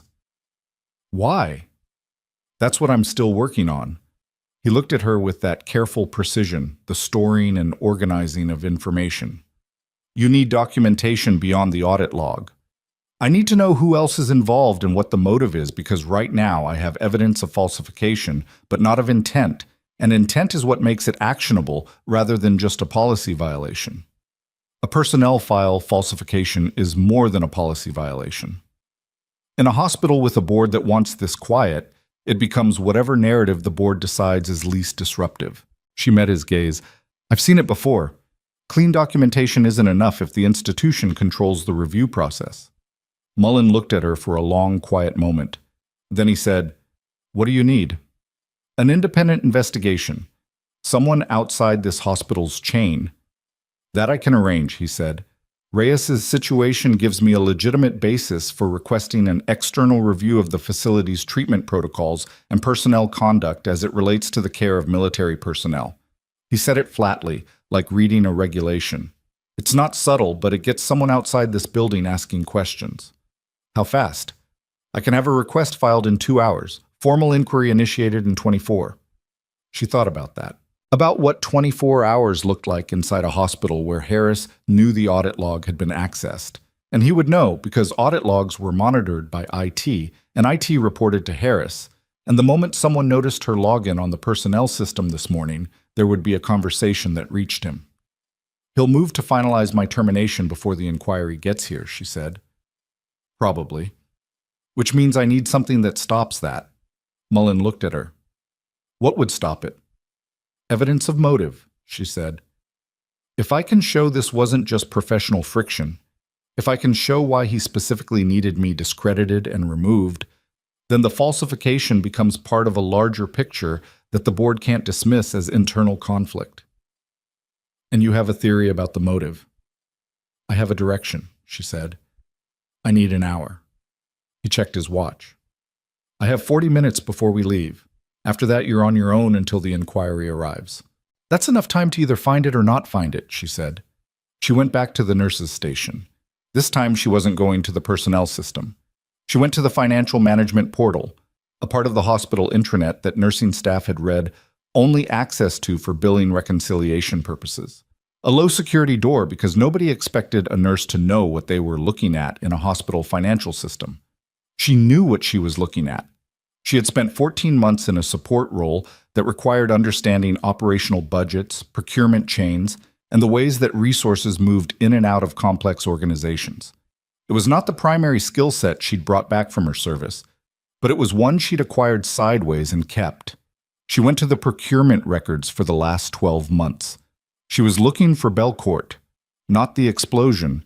That was too recent. She was looking for the relationship between Harrow Falls Regional Medical Center and the Belcourt Chemical Processing Facility in the months and years before the explosion. The contract relationship. Because hospitals in small towns often had agreements with major local employers, occupational health services, pre-employment physicals, incident response protocols. She found it in 11 minutes. Harrow Falls Regional held a contracted occupational health and emergency response agreement with Belcourt Chemical, renewed annually. Standard in a town this size with an employer this large. Nothing unusual. What was unusual was the addendum filed 8 months ago, the same month she had arrived. The addendum modified the incident reporting protocol. Previously, any workplace injury or illness assessed at Harrow Falls Regional that was potentially attributable to Belcourt facility conditions was to be reported to the Montana Department of Labor and Industry within 72 hours. The addendum changed the reporting timeline to 30 days, and it added a clause specifying that reports would be reviewed by the facility administrator prior to submission. Harris. She sat with that. Thought it through. The previous reporting protocol meant that a nurse who identified a pattern, repeated chemical exposures, musculoskeletal injuries consistent with unsafe equipment, respiratory presentations clustered around specific shifts, and documented it thoroughly in patient charts, could generate reports that reached state regulators relatively quickly. The kind of reports that triggered inspections, the kind of inspections that found problems, the kind of problems that cost a chemical plant its operating license. The new protocol meant all of that went through Curtis Harris first. Harris, who had signed a revenue-sharing agreement with Belcourt in the same addendum, a 5% increase in the facility contract rate in exchange for the modified reporting structure. The kind of financial arrangement that, if examined by the right eyes, looked like exactly what it was. She had seen 3 Belcourt workers in the ER in her 8 months at Harrow Falls. She had documented their presentations thoroughly, chemical exposure indicators, respiratory patterns, injury mechanisms consistent with inadequate safety protocols. She had filed accurate, detailed charts, the kind of charts that, if pulled in an inspection, would tell a clear story about conditions at the plant. The kind of charts written by a nurse who, if she became a liability and unreliable, if her records were dismissed as the work of a chronic problem employee with a history of recklessness and falsification, would not generate the kind of regulatory attention that ended facility contracts and cost administrators their arrangements. She took photographs of everything. She sent them to her personal email. She stood up from the workstation and her legs were steady and her hands were steady, and inside her chest something was moving that she did not have a clean name for. Not triumph, it was too early for triumph, too much could still go wrong, but the clarifying satisfaction of a thing becoming fully visible that you had sensed in outline for a long time. She went to find Mullen. He was in the hallway outside Bay 1, jacket on, ready to move. Decker and Faraday were behind him, the same readiness in all 3 of them, the physicality of people who have learned to exist in the compressed space between presence and departure. She handed him her phone. He read it, scrolled, read the addendum, looked at the revenue figures, looked at the reporting modification. His jaw moved once. He handed the phone back. "This is why you needed to go," he said. "Yes." "Your charts were the paper trail." "Yes." He looked at her steadily. "You knew this was coming." "Not exactly this, but I knew I documented things that made someone uncomfortable." She looked at him. "I thought it was Holloway." Holloway was the instrument. Harris was the reason. Mullen was quiet for 10 seconds. She could see him organizing it, not emotionally, operationally, the way you organize when a situation is clarified and now requires decisions. The inquiry I file will flag medical contract compliance, he said. That gets DOL eyes on it within 48 hours, not just the hospital board. That's what I need. It's going to make your next 72 hours difficult. Harris will move the moment he knows an external inquiry is coming. I know. Do you want to wait for backup or move now? She thought about Reyes in Bay 1 with his chest tube and his steady vitals and his team about to leave. She thought about Tate with his accurate resident note and his intact conscience. She thought about Yolanda and 2 months of careful documentation. She thought about Dalton, the plant worker with the severed arm, who was somewhere in this hospital recovering from surgery, and about how many other Daltons there had been in the last year, whose charts now sat in a system being managed by a man with a financial reason to keep them quiet. Now, she said. Mullen held her gaze for one more moment. Then he nodded once, the small, precise nod of someone who has made a decision and will now execute it, and turned to Decker. File it, my authorization, priority flag. Decker pulled out his phone and walked 2 steps away. Voss, Mullen said. She looked at him. When this is over, he said, however it goes. He looked at her with that same careful precision, but there was something in it now that hadn't been there in the trauma bay. Not the awe she'd seen in the hallway, something quieter and more durable than that. That unit you were attached to. They didn't want to lose you. She looked at the floor for a moment. I know, she said quietly. It was still the right call. Maybe, he said, or maybe the right call was this. Just a longer road to get here. She didn't respond to that. From the nurses' station, 30 feet away, she heard the sound she'd been waiting for and dreading in equal measure. The specific tone of Harris's voice as he came around the corner from the administrative corridor with Paige beside him and a folder in his hand and the forward-leaning stride of a man who has decided to finalize something. He hadn't seen her yet. Paige had. Paige stopped for a half step, and Harris stopped because she stopped, and he followed her gaze to Serena standing near Bay 1 with Mullen behind her, and his face did something that took her a moment to identify because she hadn't seen it on him before. It was calculation failing. He had come out here to do something specific, and the presence of Mullen in military field gear standing 2 feet from the nurse he'd been planning to remove had broken the calculation, and the folder in his hand looked suddenly less certain than it had looked 10 seconds ago. She held his gaze across 30 feet of hospital corridor. He looked at the folder, looked at Mullen, looked at her. Mr. Harris, she said. Her voice was entirely calm and carried exactly far enough. Before you open that folder, I think we need to talk about the Belcourt contract addendum.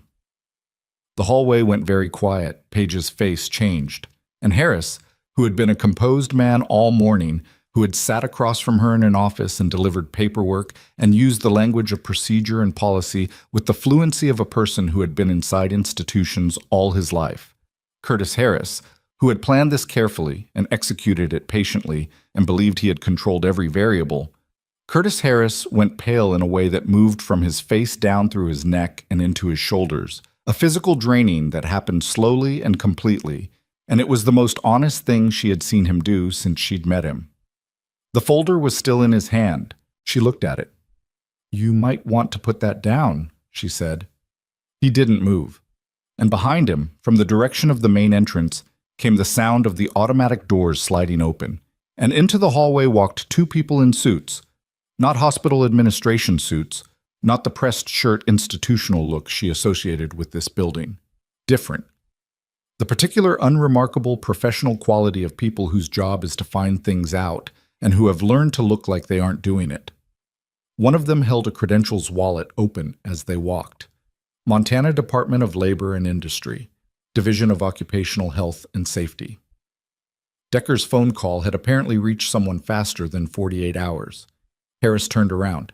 He saw them, and the folder fell from his hand to the floor, the papers spreading in a loose fan across the linoleum, and nobody moved to pick them up. The papers were still on the floor. Nobody had moved to pick them up. The 2 investigators from the Department of Labor and Industry stood just inside the entrance doors with the particular patient stillness of people who have walked into rooms mid-situation before and have learned to read the temperature before they speak. The one with the credentials wallet, a woman in her 40s, short dark hair, the kind of face that missed very little, looked from Harris to the folder on the floor, to Serena, and then to Mullen, and made her own quiet assessments. "Mr. Curtis Harris?" she said. Harris turned around slowly. He was still pale. "Yes." "I'm Investigator Diane Okafor, Montana Department of Labor and Industry. This is my colleague, Agent Restad." She didn't extend her hand. "We've received a priority request for a compliance review of this facility's occupational health reporting practices as they relate to contracted industrial employers. We'll need access to your administrative systems and a private space to conduct initial interviews." Harris's mouth opened, closed. "Today," Okafor said, not unkindly, just clearly. He looked at Paige. Paige looked at the floor. That small movement, the withdrawal of the person who had been his operational partner in this for months, seemed to land on him with physical weight, and she watched him absorb it and recalibrate and find nothing useful on the other side. "Of course," he said. His voice had lost its register. "Of course. My office is on the second floor." Okafor nodded. She looked at Serena once more as she passed, a measuring look, professional and brief, and then followed Harris toward the elevator with Restad behind her. The hallway held its silence for another 5 seconds. Then Yolanda, who had appeared from somewhere near the nurses' station and had apparently witnessed the entirety of it, said, "Well." Mullen looked at Serena. 48 hours was optimistic. "You made the right call," she said. "You made the right call," he said. "I just made a phone call." He checked his watch. "I need to see Reyes before we leave." She walked him to Bay 1.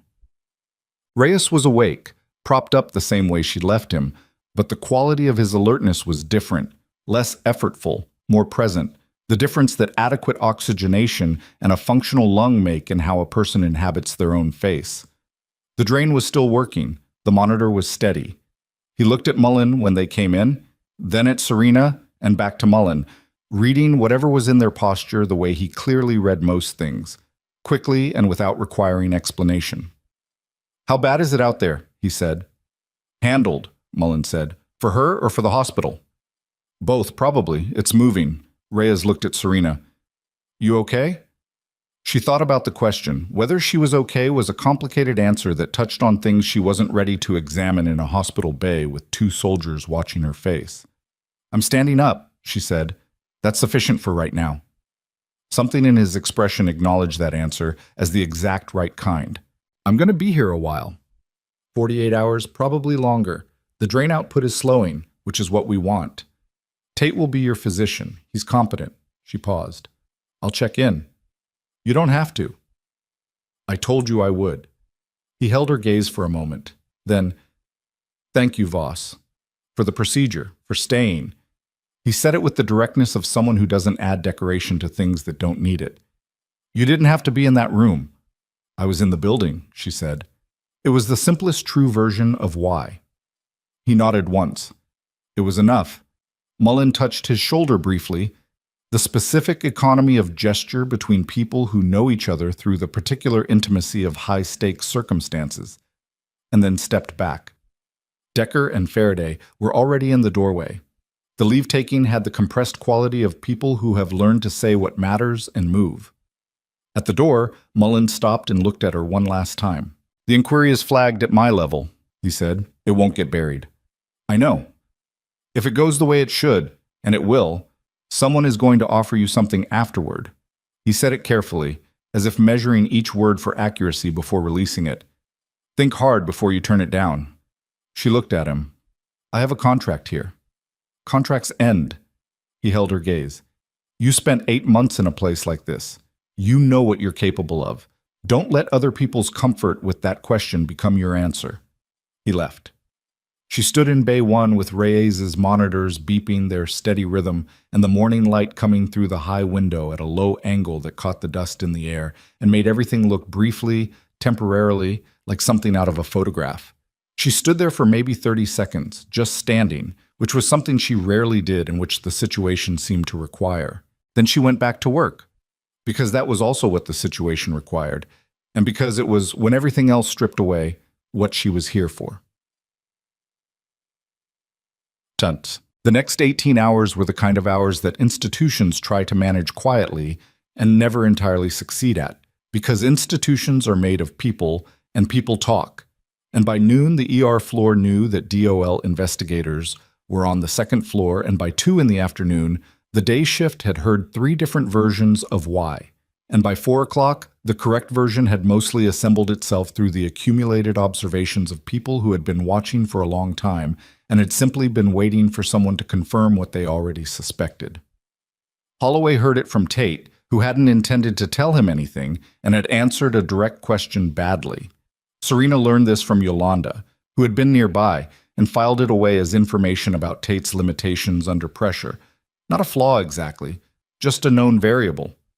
Holloway came to find her at 4:30. She was in the medication room doing an inventory reconciliation that nobody had asked her to do, and that gave her a legitimate reason to be in the department without practicing clinically. She heard him in the doorway before she turned around. "They're looking at my charts," he said. "I expect they're looking at many charts." The tamponade case. She turned around. He looked different than he had at 5 in the morning, different than he'd looked at any point in their 8 months of overlap. The authority was still there in his posture. It was too deeply built to disappear in one day. But there was something underneath it that had been exposed. He looked like a man who had been walking on what he thought was solid ground and had heard it creak. "What do you want, Dr. Holloway?" He looked at her for a long moment. "I want to know how much of this is me." She considered how to answer that. There were several true answers, and they weren't all the same answer. "The chart documentation that was filed this morning is a problem," she said, finally. "The procedure was undocumented correctly with respect to who identified the indication. I performed the procedure." "You did. That's in Tate's resident note. What's also in Tate's resident note is the sequence of events." She held his gaze. "I'm not trying to take credit for a procedure I didn't perform, but the clinical decision chain matters, and it was documented inaccurately." He was quiet. "If I amend the chart—" "That's your decision to make," she said. "With your malpractice counsel present, I'd suggest. An amended chart in the middle of an active investigation needs legal eyes on it." He stared at her. "You're not making this easy." "I'm not in a position to make anything easy for you," she said plainly. "You filed complaints against me for months. You froze during a mass casualty event at multiple critical moments. You filed an inaccurate chart record this morning." She looked at him steadily. "I'm not angry about any of it, but I'm also not going to help you manage your way out of the consequences." His jaw worked. "The tamponade. You knew before I did." "Yes? How?" She paused. "Experience," she said. "The kind that comes from watching people die when you don't catch things fast enough." Something moved through his face. Not quite recognition, but close. He looked at the medication shelves behind her without seeing them. "I've been a physician for 17 years, he said, and his voice had a different quality in it now, flatter, more stripped. "I've had good outcomes, strong record. I believe that." "Then why—" He stopped. "Because being good most of the time doesn't mean you caught everything, and because a busy trauma night exposes the gaps." She looked at him. "Yours were visible. That's not a verdict on your career, it's information." He left without responding. She watched him go and felt nothing triumphant about it, which surprised her slightly, and then didn't. She had never wanted him destroyed. She had wanted him to stop being an obstacle and to stop filing false documentation, and she was going to get both of those things through channels that didn't require her to feel good about his discomfort. She went back to the inventory. Harris resigned at 7:15 that evening. She heard about it from Brooks, who heard it from the board chair's assistant, who had been in the building when the board convened an emergency session in the conference room on the 3rd floor. She didn't learn the specific terms until later, but what she knew that night was this. The investigation had found the addendum, found the revenue arrangement, found the modified reporting timeline, and found 3 incident reports over the past year that had been held past the regulatory deadline and then filed with language that minimized the occupational exposure indicators that the treating nurses had originally documented. Her incident reports. Her language changed. That discovery, that Harris had not just modified her personnel file, but had been altering her clinical documentation on Belcourt-related cases for months. was the thing that moved it from administrative misconduct to something with potential criminal exposure, and Curtis Harris had apparently understood that quickly and had chosen resignation over the alternative. The Belcourt contract was suspended pending investigation. She learned about Paige later, secondhand through Yolanda, who had provided her documented record of the complaint fabrication to Okafor's team in a meeting that lasted 2 hours. Paige had been cooperative with investigators in the way that people are cooperative when they understand that non-cooperation makes their own position worse, and her cooperation had confirmed several things about the complaint structure that Serena had suspected, but not known for certain. Whether Paige had understood fully what Harris was doing or had simply been a mechanism he'd used, following instructions, filing documentation, covering for Holloway because Holloway was covering for the arrangement, was a question for the investigators. What was clear was that Paige would not be returning to a charge nurse role at Harrow Falls Regional. Yolanda told her all of this in the break room at 9 p.m., while Serena drank coffee from her battered thermos and watched the parking lot through the window, where the investigators' cars were still there, and the light in the second-floor administrative corridor had been on since noon. "How do you feel?" Yolanda asked. "Tired," Serena said. "That's it?" She thought about it. "Relieved? A little." She looked at the parking lot. "Not the way I expected to feel relieved." "What did you expect?" "I don't know, something louder?" She turned the thermos in her hands. "This just feels like the correct outcome, like a thing that should always have been true finally becoming true. There's not a lot of satisfaction in watching an overdue correction happen." Yolanda looked at her for a moment. "That might be the most you've said about your own feelings since I've known you." "Don't make a thing of it." "I'm making a small thing of it." Yolanda leaned back in her chair. "For what it's worth, what you did, the documentation, the audit log, the Belcourt financials, that wasn't just defending yourself. That's going to help people you never met. Plant workers with respiratory damage that's been underreported. Future patients who would have had their charts altered. The investigation is going to pull years of records." Serena was quiet for a moment. "I know. Do you feel anything about that part?" She looked at the thermos, at the parking lot, at the lights in the administrative corridor. "Yes," she said. "That part feels different." Yolanda nodded. She didn't push it further, which was one of the things Serena had come to understand about her. She knew which doors to hold open and which ones to leave closed, and she applied that knowledge with a precision that was its own form of care. At 11:40 that night, Reyes's drainage output had dropped to a clinically acceptable level. Tate filed the updated chart note, consulted with the on-call cardiothoracic surgeon at the Billings facility by phone, and determined that if the current trend continued overnight, the tube could be pulled in the morning. She checked in on Reyes at midnight. He was asleep, genuine sleep, the deep, unguarded kind that comes when a body has been running on emergency reserves and finally finds enough safety to let go. The monitor was steady. The drain collection sat at the numbers she wanted. She stood in the doorway for less than a minute, pulled the curtain, and left him to it.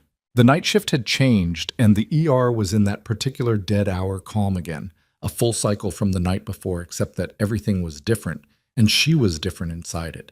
And the building she stood in had a different architecture now. The same walls, same lights, same institutional floors and equipment carts, an overhead PA system, but the internal structure altered. The people who had built the false ceiling were gone. She sat at the nurse's station and finished charting things that needed to be charted. Not her charts, officially. She was still technically suspended.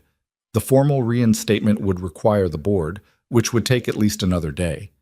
But the kind of observational notes she could file as a consulting presence, which Harris had authorized in writing and which remained valid regardless of Harris's subsequent departure.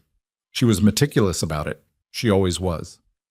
The board met formally at 9 the following morning. She knew it was happening because the board chair, a woman named Elliston who had a background in hospital administration at 3 previous facilities and who had been visibly shaken by what the last 24 hours had disclosed about the institution she now oversaw, had asked through the interim administrator if Serena would be available. She said yes. She went up to the 3rd floor in her slightly faded navy scrubs with her battered thermos and sat in a chair outside the conference room and waited. She could hear voices through the door, but not words. After 20 minutes, the door opened and Elliston stood in it. "Please come in," she said. The conference room had 7 people in it, 5 board members, the interim administrator, and Okafor, who was present in an advisory capacity. Holloway was not there. Tate was, sitting near the wall with a folder in front of him that he held with both hands, in the way that people hold things when they're nervous and trying not to show it. She sat in the chair they indicated and looked at the board. Elliston sat at the head of the table. She looked like a woman who had not slept well and had made decisions in the night that she was now prepared to execute. "Nurse Voss," she said, "we've reviewed the documentation from the DOL inquiry, the audit logs, the personnel file modification, the altered incident reports, and the independent medical documentation provided by Dr. Restad's team relating to the events of the past 36 hours. She looked at her steadily. "I want to say, on behalf of this board, that what was done to your professional record in this facility was wrong. It was deliberate. It caused real harm to your standing and your livelihood. The board is prepared to offer a formal and complete apology." Serena looked at her. "The administrative suspension is rescinded effective immediately. Your personnel file will be fully restored to its original content, and the falsified modification will be documented as such, with notation that it was the product of administrative misconduct rather than any action on your part." Elliston paused. "All complaints filed by Dr. Holloway during your tenure have been reviewed. In light of the investigation's findings regarding the context in which those complaints were generated, they will be expunged from your record." She heard it, let it land, felt the weight of it. Not relief, still not quite relief, but the specific sensation of a thing that has been pressing on you being lifted, and noticing in that lifting how long you'd been carrying it. "Thank you," she said. "Dr. Holloway," Elliston continued, "has agreed to a formal review of his clinical documentation practices as a condition of continuing his privileges at this facility. The chart amendment for the tamponade case has been filed with appropriate notation of the sequence of events." She looked at Tate briefly. "Dr. Restad's notes have been formally entered into the record." Tate looked like he was sitting slightly straighter than he had when she'd come in. "We are also prepared," Elliston said, "to offer you a position." Serena waited. "The board has determined that this facility requires immediate development of a formal emergency trauma training program and a rigorous occupational health documentation protocol that meets state standards. Both programs need to be built from the ground up, independently from administrative oversight." She looked at her directly. "We would like to offer you the role of emergency trauma training lead and occupational health compliance coordinator. It would carry a full salary adjustment, independent reporting authority directly to the board, and the resources to build both programs to the standard they require." The room was quiet. "You would essentially be redesigning the clinical infrastructure that failed," Elliston said. "We understand this is an unusual position to offer someone under these circumstances, but the inquiry has made clear that the failures here were not random. They were systematic, and they were sustained in part because there was no independent clinical voice with the authority to push back." She paused. "You were that voice without the authority. We're asking if you want the authority." Serena looked at the table in front of her, at her own hands. She thought about Mullen saying, "Think hard before you turn it down." She thought about the plant workers whose charts had been altered. She thought about Dalton, who was somewhere in this hospital still recovering, who didn't know that the paperwork around his injury had been quietly managed. She thought about all the cases like his that had moved through this facility in the year before she'd arrived, managed by a system designed to protect a financial arrangement rather than the people the arrangement was supposed to serve. She thought about what 7 years of field medicine had taught her, which was not just how to keep people alive in the acute moment, but how to build systems and train people and construct the protocols that meant more people got the right care more often, which was harder and slower and less visible than the dramatic interventions, and also, in the accumulated math of it, more important. She thought about what it had cost her to be in this building for 8 months without authority. She thought about what she could do in it with some. "I have conditions," she said. Elliston didn't blink. "We expected that. The training program has full clinical independence. No administrative approval required for curriculum content or evaluation standards." "Agreed." The Occupational Health Documentation Protocol is not subject to review by any individual with a financial relationship to contracted employers. It goes directly to state standards without intermediate filtering. Agreed. Yolanda Briggs is promoted to Senior ER Tech with a salary commensurate to her actual function and the option to enter a funded nursing education track if she chooses. A brief pause. One of the board members made a note. Agreed, Elliston said. And Tate, she glanced at him. He was watching her with an expression she couldn't fully read.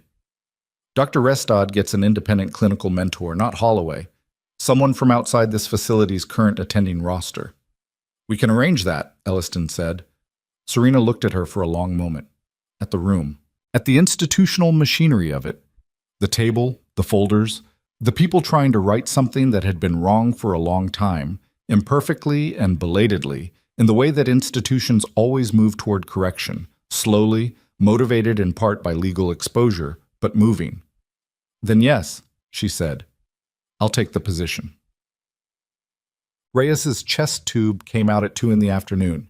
Tate did the procedure, correctly, without prompting, with the specific efficiency of someone who had looked up the protocol the night before and arrived prepared, which was its own kind of growth. Serena was in the room as an observer.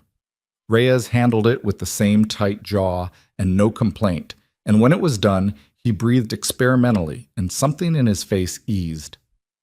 Better? She asked. Yeah, he said. Better. She checked the site. Clean. The imaging from that morning had confirmed no surgical intervention necessary. The bleeding had been venous, slow, and the drain had done what it was designed to do. He would need 6 to 8 weeks of limited exertion and a follow-up chest film, neither of which she expected him to fully comply with, but which she told him clearly anyway. Mullen will push you on the rest, she said. Mullen will try, Reyes said. She almost smiled. She let herself almost smile, which for her was approximately the same as smiling. I heard things happened out there, he said. He was looking at her carefully. Things happened. You gonna stay? She thought about the conference room upstairs, the conditions, the agreements, the board's relieved compliance. She thought about the plant workers and the unaltered charts she would now be building systems to protect. Yes, she said. For now. Good, he said simply. She pulled on a fresh pair of gloves from the box on the wall. It was a reflex, but she always put on gloves when she finished a procedure, not to start another one, but as a kind of reset. A physical notation of completion. Thank you, Reyes, she said, for asking for me, the morning your team came in. He looked at her. You're the one who knew what they were doing. A lot of people knew what they were doing. Not all of them walked back through the door. He didn't have an answer for that. Neither did she, exactly. It was just true, and true things didn't always require discussion. She left him to rest and walked out of Bay 1 for what felt like the 100th time in 2 days and turned toward the main floor. Yolanda was at the nurse's station when she came down the hall.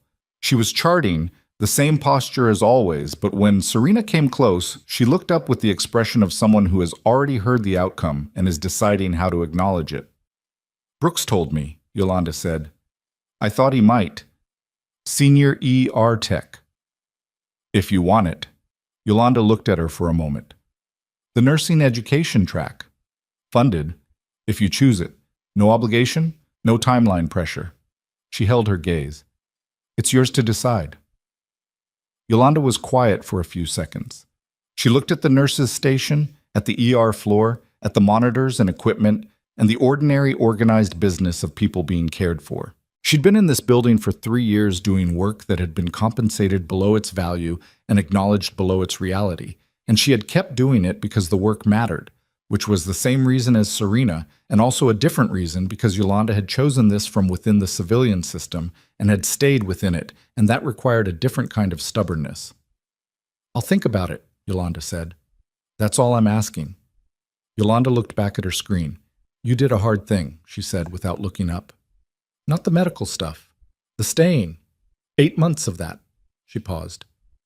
Most people leave. I had a contract, Serena said. You had more than a contract, Yolanda said. You had whatever it is that makes someone show up every day to a place that's telling them they don't belong. She glanced up briefly. That's not a contract. That's a decision you remake every morning. Serena stood with that for a moment. The fluorescent lights hummed overhead. Somewhere down the hall, a monitor beeped and a nurse responded, and the work went on the way it always went on. The continuous mechanical pulse of a place that does not pause. Thank you, Serena said, for the documentation, for all of it. Thank me by building something that makes it unnecessary, Yolanda said. Next time. That's the plan. She stayed in the building until 8 that evening. She didn't have to. Her shift, officially, had ended at 7 the previous morning, and she was now operating on the new appointment's first day, which had no defined hours yet because she hadn't set them. She stayed because Reyes's evening check needed to happen, and Tate was in the middle of 2 other admissions, and she knew the baseline, and it made clinical sense. She told herself it was because of that. It was partly because of that. She checked in on Reyes, who was asleep again, the real kind, the sustained recovery kind, and left without waking him and wrote a clean, brief note in his chart and handed off to the night nurse with clear and complete information about his overnight monitoring parameters. The night nurse was new to her, a woman named Patterson who joined the day shift 8 weeks ago and who had watched the events of the past 36 hours from a careful distance. When Serena finished the handoff, Patterson looked at her and said, "Are you the one who came back in during the suspension?" "Yes." Patterson considered her for a moment. Why? Because the patient needed someone who knew what they were doing. Patterson looked at Reyes's closed bay door. That's it? That's usually enough. She put on her jacket in the locker room. The same jacket, the same battered canvas, unchanged from the woman who had put it on in this room at 6:15 in the morning, 38 hours ago, thinking she was walking out of a job she'd been removed from. She looked at herself in the mirror for a moment, not with vanity, just the practical check of someone making sure they're assembled correctly before going out into the world. She looked tired. She was tired. She had been awake for going on 40 hours with brief interruptions and the kind of adrenaline processing that takes a physical toll regardless of how disciplined you are about it. She also looked, she thought, like someone who knew exactly where they were standing. That was new. Not the competence. She'd always had that. Had built it at great cost over years in places that demanded it daily or extracted the price of not having it. But the sense of standing in the right place in the right capacity for the right reasons. That had been missing for a long time, since before Harrow Falls. Since a decision in a different state and a different life that had felt necessary and correct, and had also cost her something she hadn't fully accounted for yet. She put her thermos in her bag and walked out of the locker room and down the main hall and out through the ambulance bay doors. The night was cold the way Montana nights in October are cold, clean and enormous and without apology. The mountains were invisible except as darker shapes against a sky with more stars than cities ever let you see. The parking lot was mostly empty. The smoke from Belcourt was entirely gone. She stood outside for a moment, just standing, breathing cold air that tasted like high altitude and pine and the specific cleanness of a place where the nearest industrial operation was now under investigation. She thought about what Mullen had said, about the unit that hadn't wanted to lose her, about the longer road and whether this was where it arrived. She didn't know the answer to that. She wasn't sure there was an answer yet, or that answers of that scale announced themselves clearly instead of just slowly becoming evident through the accumulated choices that led toward them. What she knew was smaller and more immediate. Tomorrow she would start building something. Protocols and training curriculum and documentation systems that didn't have trapdoors built into them for financial convenience. She would sit across from physicians and nurses and techs and talk about the things that go wrong in emergency medicine and why. And she would do it with the specific authority of someone who has been on the side of wronggoing and has refused to let it finish what it started. She would do it imperfectly. She had never once in her life done anything of consequence perfectly, and the work had happened anyway, and the patients had mostly survived anyway, and that was the truth of it. That competence is not flawlessness, it is the commitment to keep moving through the flaws toward what matters, and to stay honest about the difference between the two. She thought about Dalton, the plant worker, who was still in this building and who would receive a visit from an occupational health investigator in the next few days, and who might or might not understand that the documentation fight happening around his case had started, in part, with a nurse who filed careful charts. She thought about every patient like him who'd come through in the past year, whose exposure indicators had been altered before the report was filed, and about the plant workers who would come through in the years ahead, and about what accurate documentation meant in accumulated terms. Not the drama of a single intervention, not the chest tube or the tamponade, or the hand inside the wound, but the long, disciplined work of seeing clearly and writing it down correctly and not allowing anyone to change it. That was also medicine. Less cinematic. More important. The automatic doors of the ambulance bay slid open behind her and she heard footsteps and turned. Tate was coming out with his coat half on, clearly finished for the night, and he stopped when he saw her standing there. "I thought you'd gone," he said. "Leaving now." He came to stand nearby, looking out at the parking lot, and they stood in the cold in silence for a moment. He was carrying something. She could hear it in the quality of his silence, a weight in it. "I should have documented the tamponade sequence more clearly from the beginning," he said. Not as an apology. As a statement of fact which was more honest than an apology. "You documented what you saw when you saw it," she said. "That's what matters." "I could have said more to Holloway, earlier." "Yes," she said simply. "You could have." He was quiet for a moment. "That's not as reassuring as I was hoping for." "I know." She looked at the stars. "You'll do better next time because you know what it costs not to." He looked at her. "Is that how it works?" "That's how it works," she said. "Nobody learns the important things from success." He zipped his coat the rest of the way. "Congratulations on the position." Or, I don't know if congratulations is the right word. "It's a complicated word for it," she agreed. "Are you glad?" She considered that honestly, the way the question deserved. "I'm glad I can do something useful with it. The rest I'll figure out while I'm doing it." He nodded. He started toward the parking lot and then stopped. "Voss." She looked at him. "The things you said in the resident room about my instincts." He paused, and she could see him finding the right words for something that mattered to him. "I've been in this program 2 years, and most of what I hear about my work is what I did wrong. I know that's how training is supposed to work. But," he stopped again, "it made a difference, what you said." She looked at him in the cold parking lot light. A second-year resident who was tired and who had done something honest and difficult in the last 36 hours, and who was still young enough to need to hear that it mattered. "You have good instincts," she said. "Protect them. The system will try to train them out of you. Don't let it." He held her gaze for a moment. Then he nodded, a real nod, not a social gesture, and walked to his car. She watched him go. Then she walked to hers. The drive out of the hospital parking lot took her past the ambulance bay, past the administrative corridor windows still lit from the investigation's aftermath, past the emergency entrance where 2 days ago she had watched the Blackhawks downwash make the flags horizontal and snap. She took the road out of the hospital campus and onto the main street of Harrow Falls, which was quiet at this hour, the kind of quiet that small towns generate after 9 p.m. Everything closed and still, and the mountains present in the darkness like a fact that doesn't need to be stated. She drove without music. She usually did. She was thinking about a thing she'd understood a long time ago and had let herself partially forget in the grinding institutional reality of 8 months in a place that was working to make her smaller, that the work of medicine, done honestly, is an argument against indifference. Every accurate chart is an argument against indifference. Every patient who survives because someone paid attention is an argument against the idea that it doesn't matter what you do or how carefully you do it. Every protocol built with integrity instead of convenience is an argument against the comfortable fiction that systems take care of themselves. She had walked into a building in the middle of a night when someone with a severed arm might have died, and she had seen what needed to be seen, and she had refused to look away.